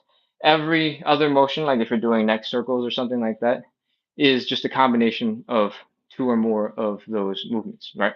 Some forward bending, some leaning, all at the same time. But those are the three main axes that your body, your neck is supposed to be able to move in. So you're asking about neck stretches. There are a couple of really good ones that we'll cover right now. One of them you can do seated. And if you do, I want you to take this arm. I just go grab the bottom of a chair and just lock in right here at the bottom of a chair, right? Do. And I want you to bring that shoulder down. Or if you're holding onto the bottom of the chair, lean away from that side. You're going to feel a huge stretch down the side of your neck. You should be able to see the difference as I approach. Maybe not really. Okay, maybe. You should see and feel a little bit of difference here in the side of your neck. And to make it even more intense, you can apply a little gentle pressure on the side of your head and do this. You should feel that stretch get more intense down the side of your body, and that is one side. Then do the other. You can hold this for as long as you want. 10 seconds is probably plenty for most people. If you need more, go ahead, do more. You can experiment a little bit with this and see if you can bring the arms to the side, to the back a little bit, and see how that changes it up for you. It should be pretty similar because it's coming out of this and it's not coming from your arm necessarily, but experiment, all right? What else? That is the sides. If you're feeling it a little bit more in the front or a little bit more in the back of your neck, you can move your chin just a little bit while leaning to the side, right? So if you tilt your chin up a little bit and then you pull your head just a little bit, just gentle pressure, nothing crazy, right? You might be able to feel that stretch a little bit more in the front side of your neck. And more, front, more, but still front side of the neck. And then the opposite is true. If you tilt your head a little bit, you apply a little pressure to the right while having that slight tilt, you can feel it more down the back side of your side. Back plus side, back side, not just back side. And then the other axis of movement is tucking the chin down to your chest, right? You'll feel a nice stretch here down the back of your neck. If you apply a little bit of gentle pressure, you should get a little bit of a stretch here as well. Most people don't need to stretch out the front of their necks, but if you want to, you can probably just let your neck relax. Look up, lift the chin. Try not to work so hard that you're jamming up your neck. That's not so good for you. But you can chill, relax right here. Feel that stretch. If you're talking and you drop your jaw, it's going to be less of a stretch. If you close your mouth and you lift your chin, it's going to be more of a stretch. All right. So you shut up. I'm just kidding. Me, shut up. All right. We're going to keep going. What else we got? What else we got? What else we got? What else we got? Gerard says you're on late today. Yeah, there's a lot to talk about, I guess. So we are on definitely late. Mike Freedom says my left knee hurts like the bottom part of my knee, not all the time when I walk a lot. You should check out the knees over toes guy. That is his specialty. I think doing a couple of his primary workouts will really benefit you because you don't have knee pain all the time. It's only when you're already tired. His main exercise that I think will probably help you right away is called the ATG split squat. And basically, you're working the full entire leg range of motion all in one movement. It looks like this. Step down, and up. If you were here probably 20 minutes ago, I covered this. But if you weren't, I'm going to cover it real fast again. We're trying to get the full range of motion out of your knee and building strength through the whole range of motion. So your calves are touching your hamstrings. That's why we're elevating the stool so you can get into this position. And then when you straighten out the leg, you're building a little bit of strength with not so much weight, but you're building some strength with some weight so that you can straighten out your leg real good. As you get stronger, you can lower the chair. You can keep on trying to bring your hamstrings and your calves together and push out of that. So you're building range of motion and you're building strength throughout that range of motion at the same time. That should help strengthen up and protect the knee a little bit more. If that doesn't help, make sure to check out Knees Over Toes Guy for the other content that he has because he has a bunch of other stretches and stuff that are good too. Cool. Wendy says, more repetition is better than heavy weights. Wendy says use adjustable dumbbells for a full range of weights. Yes, in general, that's good. Liz D says morning. Thank you for showing up again. Oh, good morning. Wendy sending some stretchy stretches. Che sending some stickers of me. Mamacita says I mean ankle weights. Oh, ankle weights. What was this question? Oh, sorry. I just accidentally invited somebody to live. I don't know what's going on. I am not a big fan of ankle weights. And I don't know if this is because somebody told me something one time 20 years ago and I just remember it and now I'm a little scared. But when you have ankle weights, it tends to put a whole bunch of extra pressure on your joints, but only in like very specific movements.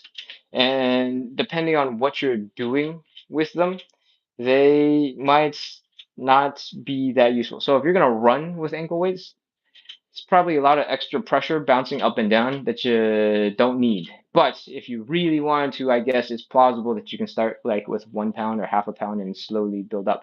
For example, if you were running, right, and you put on wrist weights, just for this example, and the motion your arms are supposed to do is this when you're running, right? Back and forth and back and forth and back and forth and back and forth and back and forth.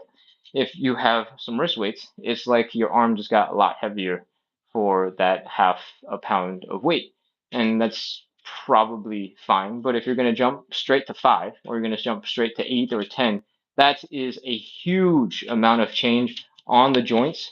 And for a lot of people, your joints won't appreciate that. So be careful of sort of repeated movement like this. If you're putting on ankle weights because you want to do something that's a little bit more controlled, something like, I don't know, leg lifts to the side, or this type of leg lifts, that is probably really fine. Like, it's great. You can strengthen up those muscles. You're doing a very specific thing. Your legs are not, you know, going to be able to support a weight or a dumbbell easily. And I think that's what Wendy was talking about. Adjustable dumbbells are good for specific exercises. But in this particular case, where you're trying to lift your leg up like this, maybe the ankle weight is going to be better because it'll just wrap around your leg and you can focus on contracting the muscles that we care about, which is here in the hip flexor and in the core. You should probably go back and read what happened before ankle weights, because all I read was, I mean, ankle weights. Let me look back and see what we got in here. Can we use weights on your legs to build muscle? Oh. Can we use ankle weights to build muscle? Yes, probably for specific muscles in different parts. Usually, usually you're going to be stronger in your leg muscles than a couple pounds of ankle weights is going to make a big difference for the main muscles in your leg, right? When we do, for example, these types of leg lifts, the muscle that you're training is really small. And when it's really small, even if it grows 10%, you're going from really small to still kind of small. So if your goal is to build muscle, maybe because it's good for you to have a little bit more muscle, Mamacita, from your username, I assume you're a woman. Women lose muscle pretty fast in older ages, and you want to maintain as much muscle as possible for independence, right? Because you just said you're a catcher for 30 plus years. So when your goal is to build muscle, sometimes, you definitely should continue doing work on those smaller muscles, but you should also be doubling down on the bigger muscle groups, which have much more potential to grow a bunch of muscle and do a lot of the hard and heavy lifting. All right, your squatting motions, your lunging motions, those motions are the ones that have the big muscles working relatively hard, and those, because they're big muscles, you tend to get stronger fast, mostly because you're walking a lot, you're standing all the time, and those muscles have gotten used to that. So you might need a lot more weight than just what's available in a set of ankle weights. I feel like the most heavy ankle weight I've seen in the past is like 10 pounds. So that might work temporarily if you want to just throw them on your shoulders to do some squats. But it is highly likely that you'll outgrow them very fast. And that is probably what Wendy was talking about with adjustable dumbbells. Adjustable dumbbells are really good for that ATG split squat we were talking about earlier. If you carry some weight and then you work your knees through that range of motion, you can slowly build up how much weight your leg is pushing back, right? You don't have to just drop your legs down. You can add the weight first and drop down. Because there's a component of this where it's the flexibility of this back leg, right? That you can't get this back leg fully straight back comfortably. And you can work on making this more difficult for this front knee without making it more difficult for your back leg with some dumbbells, adjustable dumbbells. So hopefully that helped clarify and answer your question. All right, we are going real long today, 2 hours and 24 minutes. I think it is about time for me to wrap up. Buddha says, wow, still going strong. Yep, I'm still here. Buddha says, huh, and I skip all angels today. Well, you can come back to doing all angels. We can do some more of those while I answer questions. Terrell says, thank you, Ken. Thank you, everybody. Thank you, thank you, thank you, thank you, thank you. And come back, hang out when you need to. Mama says, how can you isolate your neck when you do push-ups? Don't use your neck at all. It's going to be really hard to not use your neck at all because you got to keep your head from, doing this. You should probably be using your neck a little bit to stabilize your head. Is there a reason why you can't use your neck at all? Like, period? Let me think about this. How to stabilize the neck without... I guess technically you could rest it on a really soft pillow, but it's going to be really hard unless your push-ups are really not very high off the ground. Depending on how strong you are, you might have a opportunity to keep your head relatively neutral by doing push-ups at slightly different angles. You can do wall push-ups, which look a little bit like this, and your neck won't be doing nearly as much because gravity is pulling, straight down on your spine like this instead of, this when you're doing regular push-ups, right?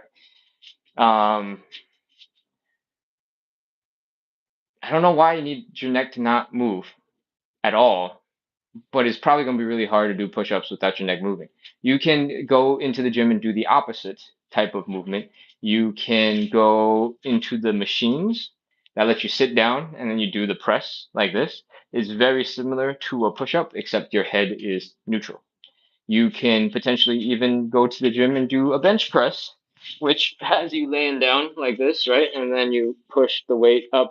I don't know when my knees are up. You push the weight up like this, and that keeps your neck neutral. But when you're actively pushing your body up, it is pretty hard not to use your neck muscles at all because your body is the thing that's moving rather than your arms moving something else.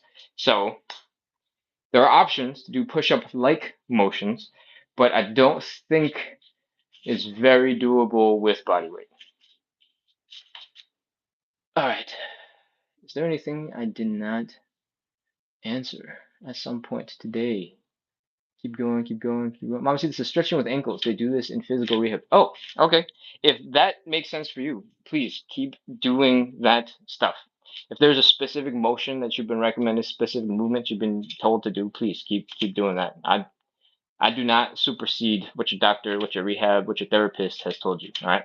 I'm a generalist designed for the regular people on the internet. So if you have more specific advice from somebody with strong expertise specifically to your body, go do that, whatever that is. Cool.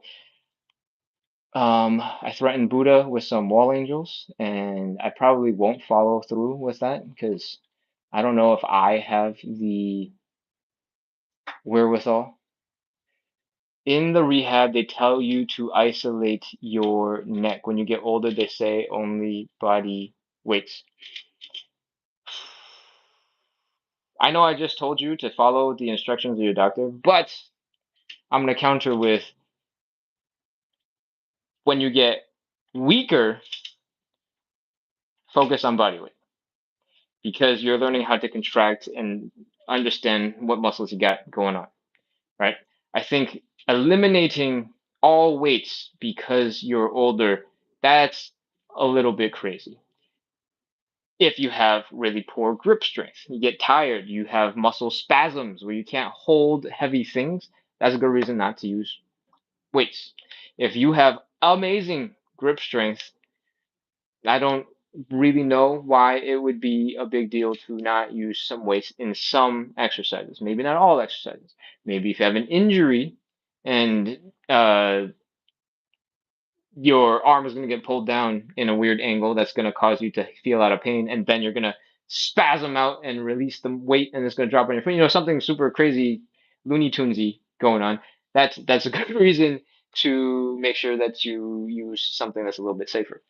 Body weight is going to be relatively safe because you're limiting what it is that you're able to push off, and it's your body weight. Um,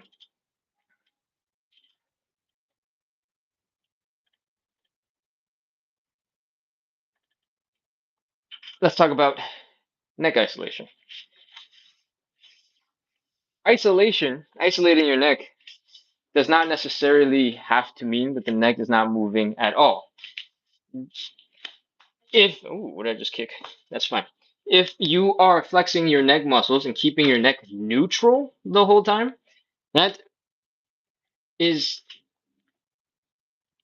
potentially something that would work just fine. If your rehab person told you that you want to isolate the neck when you're doing push-ups and you're asking, I was told to do this and I don't know what that means, that might just be what they meant to keep your neck from moving, contracting those muscles, building strength in the back of your neck, lifting and staying put while you do your push-ups, which just makes it a normal push-up.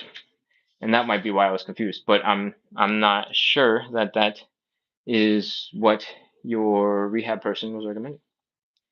Um, ankle weights. You can absolutely build muscle with lighter weights.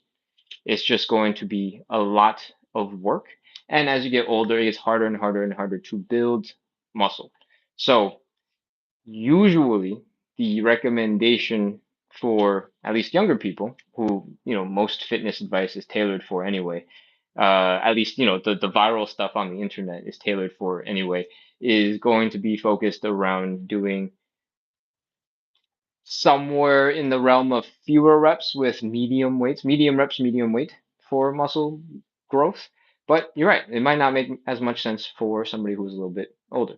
And maybe their joints are holding them back from doing the heavier weight reps. So that is totally plausible. Possible. All right, what else we got? Thank you very much. Ooh, older arthritis. We got what do you eat? I kinda am pretty loose on my dieting and nutrition.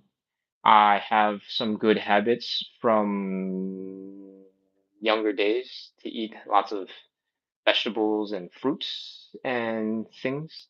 Generally, I go out of my way not to buy a bunch of processed foods to make my life easier on myself because I love chips, I love cookies, I love stuff like that. But if I don't have it at home, I'm way too lazy to do anything about it. And I am a little too cheap to order takeout or have it delivered because it hurts me when it costs me $10 to get a $15 meal delivered. So I don't do that very often, which is a very good thing for me because that means I control the food I eat a little bit more. But um, I tend not to be super restrictive, which is a gonna be struggleful, which could be difficult for a different person, right? Because it's the combination of all of my things together that make it work.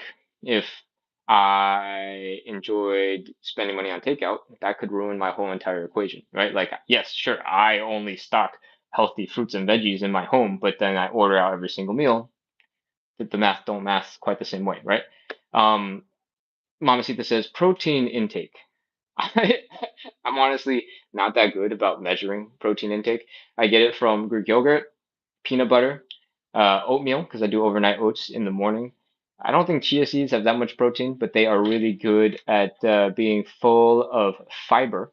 Like they're probably the most fiber dense thing per gram you can get at the supermarket at a relatively reasonable price. I get them at Costco, so they're even more reasonable. What else? I tend to have a lot of eggs because I don't find it very fun to cook raw meats and I'm lazy. And then I don't like cleaning up after I handle lots of raw meat. So, because I'm lazy. So I have a lot of eggs. All right. Milk, I drink a bunch of with the overnight oats to soak the oats. And in general, I snack on fruits and veggies. It's summer, so there's lots of garden stuff coming in, cucumbers, tomatoes. Tend to snack on those a lot. And I don't think I actually go out of my way to have that much fiber. I talk about it, but like how much fiber we really need in our diet is still a little bit low. I don't know if you guys know this, but one of the things that young people tend to be getting cancer-wise these days is in the colon, in the coming out the back end part of the body. All right. And some doctors are saying, hey, this is a huge problem. Perhaps we need everybody to get more fiber. And the fiber recommendation, that is like standard fiber recommendation, not like fancy, hey, you don't get enough fiber, so this is some new crazy number we came out with. Just to get the standard like fiber recommendation, you need to eat a lot. And I'm like, I'm so not joking. You might think that leafy greens gets you fiber. It really doesn't. You need to eat like this much leafy greens to get enough fiber for your body to do what it needs to do, right? If you have salad, you might know like this much salad is like one bag of salad, and there's no way you're eating a whole bag of salad greens. You might also know that if you cook that exact same amount of spinach or whatever, it turned into like this much spinach, right? All of this looking food mass can turn into this much. That's basically what's happening when you have a lot of leafy green vegetables and stuff like that. Your fiber intake is probably disastrously low compared to what you probably need, and your dietary recommendations, at least the American dietary recommendations, those are probably also not high enough for what you truly need. It's probably like a minimum threshold to survive rather than like minimum threshold to have your gut working well. Um, so chia seeds have a lot of fiber in them. There's also two types of fiber. There's insoluble fiber and there's soluble fiber. One of them feeds your gut bacteria, and that gut bacteria, we are learning, does way more for your body than anybody ever thought possible. And feeding them is really good. How good? I can't tell you all that. That's way too much. I got too many random facts that I just barely remember, so I'm just gonna give you bad information. So I'm not gonna do that to you. And then there's insoluble fiber. Most of the time, when you buy a fiber supplement, it's just one of the two. I don't know which one it is because I'm not that versed in fiber. But when you buy a supplement, it's usually one of the two, and it's not both of them. All right. When you have only one, it doesn't cover all your bases. You need both. So eat food with lots of fiber. And if you're going to do that, be very thoughtful.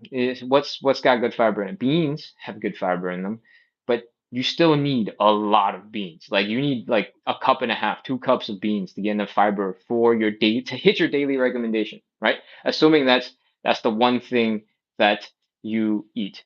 Mamacita is talking about lots of different things. Meat, stuff, eggs has a lot of cholesterol. Yes, that is true. But how that cholesterol actually affects you is going to be a little bit different for people. My girlfriend and I have been eating a very similar diet, especially when we were traveling, because I was doing all the cooking and I would just give us basically the same portions of everything, which probably wasn't good for her because I need more food than she does. But we got our blood test done after me managing our food for probably 6 to 8 months. And us, despite eating the same food, my blood sugar was high. I was pushing not into pre-diabetic mode. I was still in the normal range, but I was at the very, very tippity top of the normal range. And I was like, oh, hey, that's kind of interesting. My girlfriend ate the exact same food, probably in incredibly similar quantities as me. We were having the same number of eggs, had high cholesterol, but had very normal blood sugar. I had a whole bunch of those same foods, same exact diet, and my cholesterol was very normal, in the middle of the normal range, not high normal range, like normal, maybe lower side of the normal range. And like, even though we are eating basically the same foods in basically the same quantities, because I was the one portioning out everything, and I'm very fair, we had very different outcomes. So the impact of food on your body, how it actually your body processes it, is going to be different for everybody, right? The same one especially if you're pre-diabetic now. Maybe your blood sugars are really high. When you eat that same bowl of rice that I might eat, you might have a completely different reaction to the food that I do. So how your body responds to food, you got to test and find out for yourself. There are going to be general guidelines. There are going to be general statements, some general rules, statements that people are going to treat as fact, and for the most part, they're going to be fine, right? Like have less sugar is generally going to be pretty good for you, especially if you have a lot of fruit, right? But uh, when you actually eat food and how your body processes that food into whatever it does for the rest of you, that is going to be dependent on your own body chemistry, right? So that how that works, I got no idea. All I know is we my girlfriend and I ate very similar food because I was doing all the cooking and I was doing all the portioning and we were buying all the food at the same time because we were traveling together and doing the same thing every single day. When we did the blood work, came out she had way more cholesterol, even though we were eating the same amount of eggs.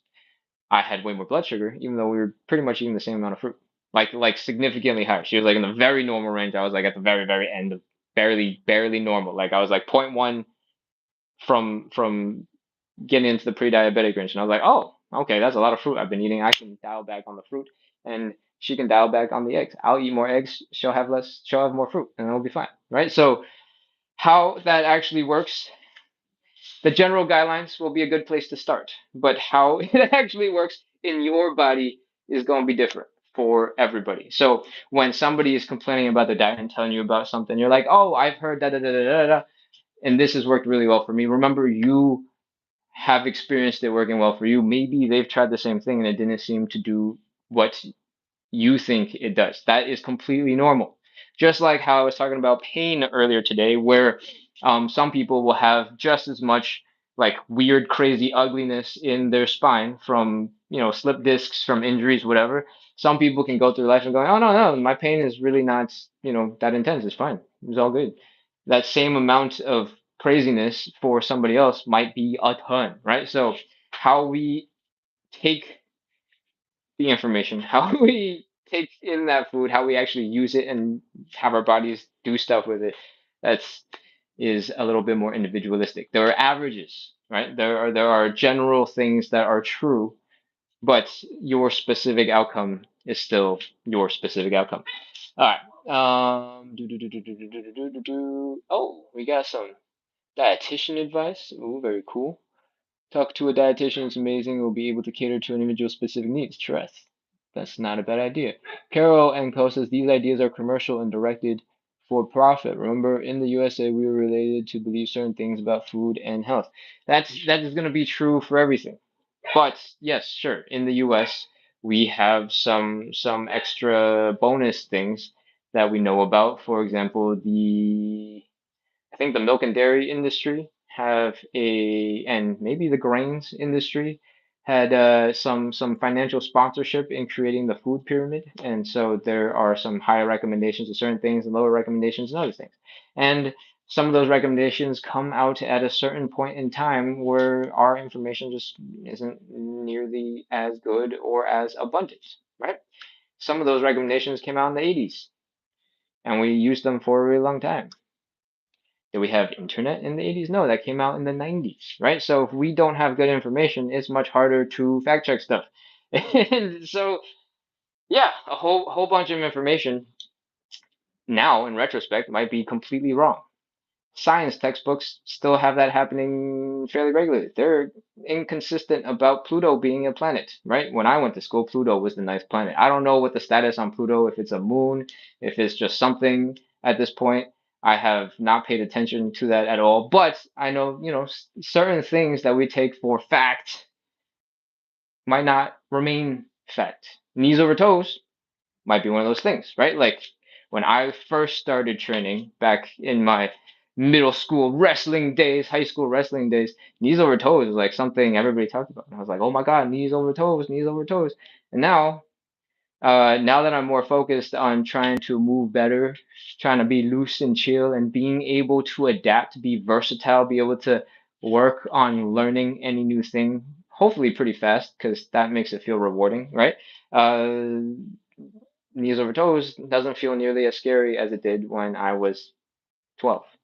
And so that's how I assume a lot of things are going to be, right? That's normal. We want information to get better. We want tests to get better so that we can have more up to date, relevant information, and hopefully we can only try our best to keep up with all the new information that comes out. So I don't know. Where am I going with this? Do your best. Do your best. All right. Mama Sita says those are the fruits. Yes, yes, yes, yes. I had a lot of fruits. I love mangoes. I had a lot of mangoes. It was amazing, and daily multiple mangoes for a couple months will not be good for your blood sugar, or at least was not good for my blood sugar. All right, let's see what else we got. There are dietary blogs online, also groups you can join for your specific needs. It's hard to be precise about what's working, what's not working for you, right? Because there's just like in the blood work I was talking about, there are ranges of what is normal and what's okay. Um, I'm not an expertise. I don't have any nursing background. I don't have any doctor education background, but I have lots of friends who are doctors, and I have a couple friends who are nurses. So sometimes we get into some conversations very very briefly because we don't want to actually talk about work when they're out of work because they really work a lot. But from what I have heard and what I've understood is there are lots of things where the dose is what matters, right? Having a little bit of fruit probably good for you. You get lots of vitamins and nutrients and stuff with your fruit. Having a lot of fruit, having very sweet fruit and a ton of it, maybe you get past the point where the vitamins and nutrients are helping you and the sugar is adding more detriment to whatever it is that you're consuming, right? Same thing with the eggs. Cholesterol may be good, maybe bad, maybe having too much, maybe a little less. Depends on how your body reacts to it. But even within what we consider normal ranges in like medical blood work, that type of testing, um, you can be in a normal range for a long time, but it's more important what the trajectory is, right? If your numbers are going in the wrong direction, in the direction you don't want them to move, having one moment in time is not going to be that useful for you, right? What's going to be useful for you is, hey, the culmination of my behaviors, the culmination of the foods that I eat, the culmination of the activities I do is causing the trajectory to go in the direction I don't want. So I need to make a change. Having one moment in time is not that useful. You might know, okay, boom, this moment in time, stuff was bad, but it could be still not great, but coming back in the other direction, right? Like I showed the direction of it getting worse, but there is a totally plausible outcome where you've been doing a whole bunch of stuff, your line is moving, your data points, your line is moving down in the direction that you want it to move to. But if you only have one point of data, it's still not optimal, but you're improving. So if you continue doing the things that you're doing, you could be done. Maybe you don't need to make any change at all, and you will get to wherever you want to be soon. So that is me rambling at you about lines and graphs now. This turned into a math show. Okay, I'm gonna take a look at the chat real quick. Lois says, thanks. Mamacita is talking about blueberries is the best fruit for us, the old ones. Yes, blueberries have a lot of antioxidants. Blueberries have lots of little nutrients and they're not full of sugar. So hopefully you can have some blueberries. Blueberries, is this still blueberry season? Are there still an abundance of blueberries everywhere? I never remember when blueberry season is, but I feel like last time I went to the supermarket, they were pretty cheap. They're affordable, not cheap, affordable-ish.